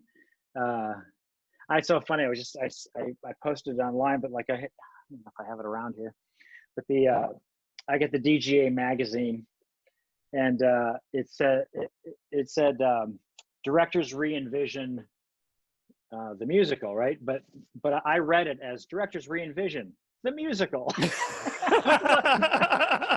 I was like, what an awful name for a movie. Bad title. Yeah, terrible title. Directors re-envision the musical. But I guess they're re-envisioning the musical again, but like Grease was the first one to kind of leap ahead and get it right. Much of a wackadoo as Alan Carr is, but that was a fun movie to watch. And here the soundtrack is so much fun. Yeah. They even added a couple songs, and yeah. My first. Go ahead. No. I love musicals. I did a lot of them in high school, and you know. Do you remember which ones? I did Godspell, You're a Good Man, Charlie Brown, No, Nanette, Annie, Get Your Gun, Once Upon a Mattress. I was the mute king. I wasn't so great with rhythm, right? So there's a way to be a lead and not have to sing, you know. Yeah. But he tells his kids the birds and the bees, and you know, while the kids singing, trying to figure out what he's pantomiming, you know. But yeah, I did a lot of them. I did a bunch of them too, but my first album I ever owned was The Sound of Music. And yeah, I remember being a little kid with that record player doing Do, Re, Mi, and doing, okay, I got that kid's harmony. Let me try and do the next thing. And if I messed it up, I would start the whole song over again. I'm like, no. My first soundtrack was Chorus Line, I think. Yeah. Like I just fell in love with that, you know, and that was they messed the movie up on that one big time. Oh. It's so boring. It worked on stage. There was a musical that just had to be on stage because I had to feel like that audition was going on. So to open it up to a movie just didn't work at all. What else? It's musicals. They every now and then, I guess Cats was a fiasco. Oh yeah, I heard that too. Well, hey, I remember in 1983 being in Catholic school, and the nun was crazy for it. So we all had to sing Memories, and you know, I'm the Cat's pajamas. It doesn't have a lot of great music in it. Actually, that Memory song is pretty much the real memorable one. But like I took the kids in New York. I took the kids to see it at the Winter Garden. You know, yeah, it ran there for 18 years, and when they shut the show down, they shut the theater down. Wow. Yeah, I don't know if it was because of that. It's just I think they were waiting to shut it down. Yeah. Yeah. Well, the same people that did Chicago did the version a couple years ago of Music Man with Matthew Broderick. Right. Brilliant. Yeah, I bet. Because he's amazing. Yeah, but there's another one that I'm like, is he going to be able to sing these songs? We have the soundtrack. That's how much, like that in Chicago, we would play. Well, he redid How to Succeed really well too. Yeah, I believe I feel like he was in the remake of that, and that was originally. Oh, what was the guy's name? He played the old codger in Mad Men, who was the original. And they actually honored him in that because he would have these fantasies where he was doing a musical number. And then he dies at a certain point during the show, and they show him actually doing a little song and dance thing. But the way that he did Brotherhood of Man was just like that's a hell of a number. Is it? Just in the end, everybody, if you can bring up. I was gonna say you could just send it to me if you find it on YouTube. I'll send you the link. Yeah, I'm already compiling a list of what I'm sending you. So. Yeah, no, I'll send you the link for it because it's one of those things where just like the entire office is involved at the point where they're like, I'm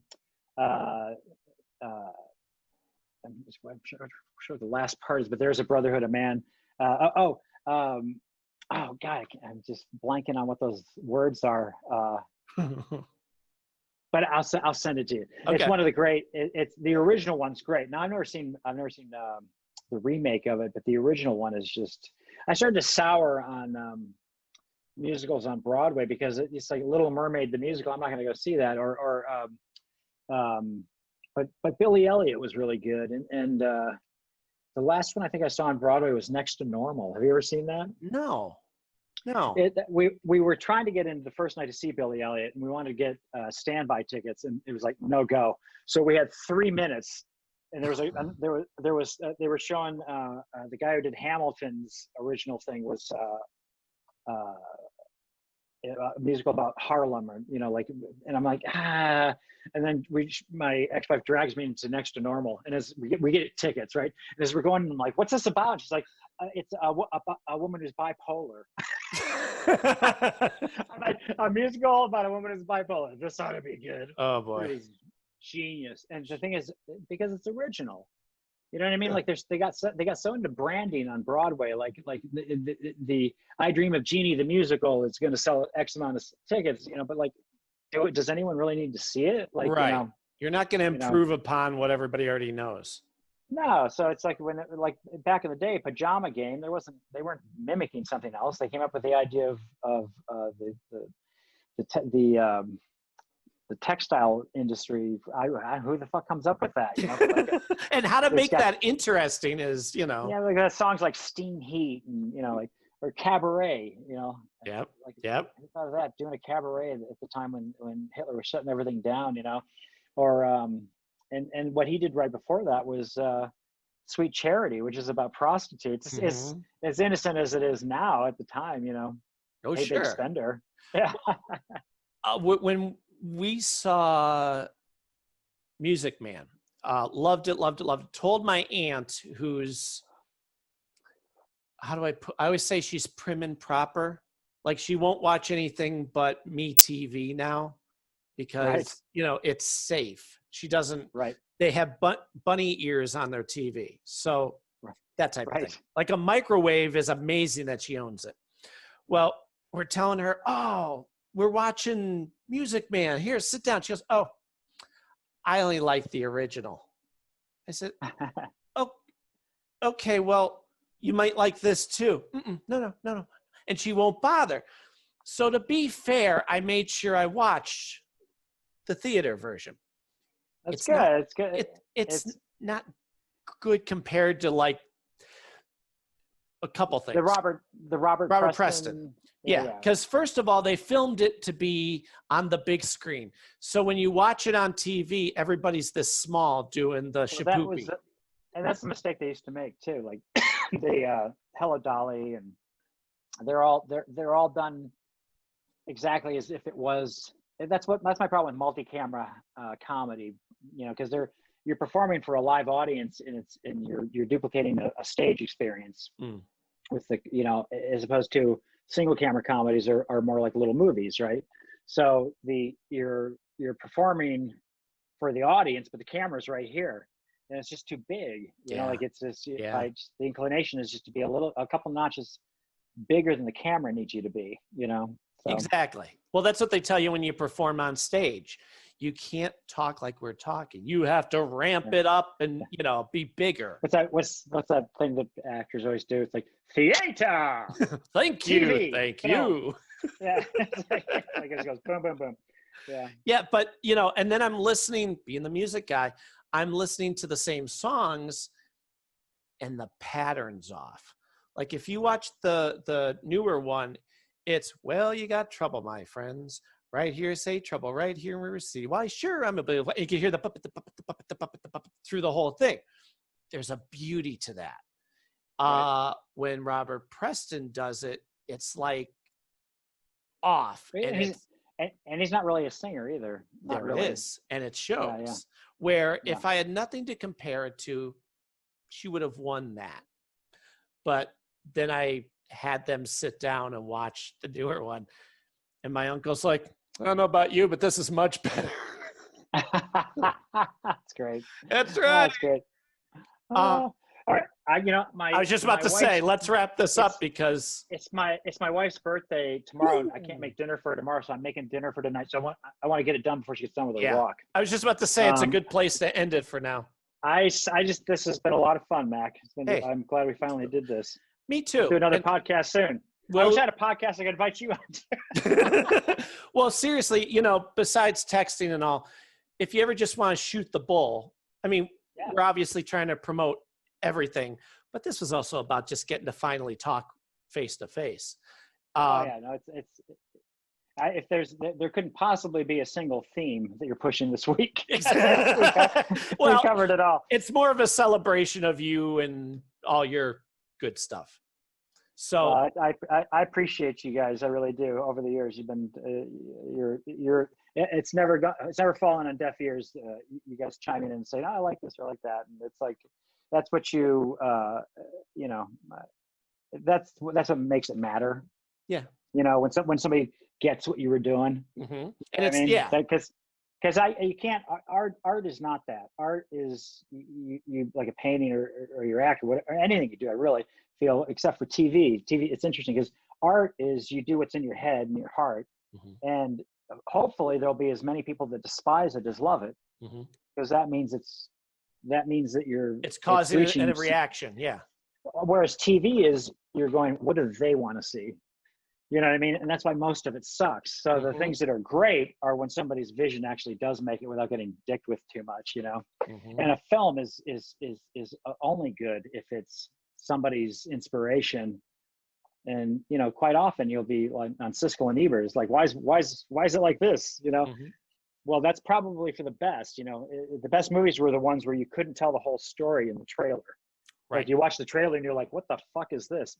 I'd always go see it. I would always go see it because it's like, obviously it means it's complex enough where you can't tell what it is in 2 minutes. Yeah. I agreed. And it has to be intriguing that you do want to see what it's about. Yeah. So, all right. So obviously besides the guitar stuff, if you ever want my 2 cents on that and just to shoot. Yeah, no. I might FaceTime you when I get to a certain point. I'm just I'm really wanting to, if I can get to on the scales and stuff, if I can get to the point where I can go up and down at a reasonable speed, that would be considered some sort of a timing. You know what I mean? Because right now it's not. I'm still trying to.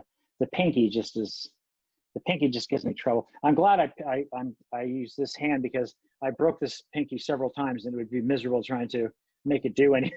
So at least I have this going for me. But maybe you can help me with picking when I get to picking for sure. Definitely. And just remember the advice, do it in front of a TV because you're not really paying attention and you got to do it over and over and over and over again. So I'm getting the muscle. I do get what you mean about the muscle memory. And I can go to an F now and hit it more times than not coming from a C or a, you know what I mean? Like, and that used to just be like it's F now. No, I got there. Yep. Once you get the bar chords, you've hit the hardest thing. Yeah. But anyway, let you go. Yeah. All right, man. And we'll talk later. All right, dude. Thanks again. Have a lovely weekend. You too, buddy. All right. Bye. Thanks for listening. Music was provided by Harmony Constant. Subscribe to us on iTunes, YouTube, Facebook, and Stitcher.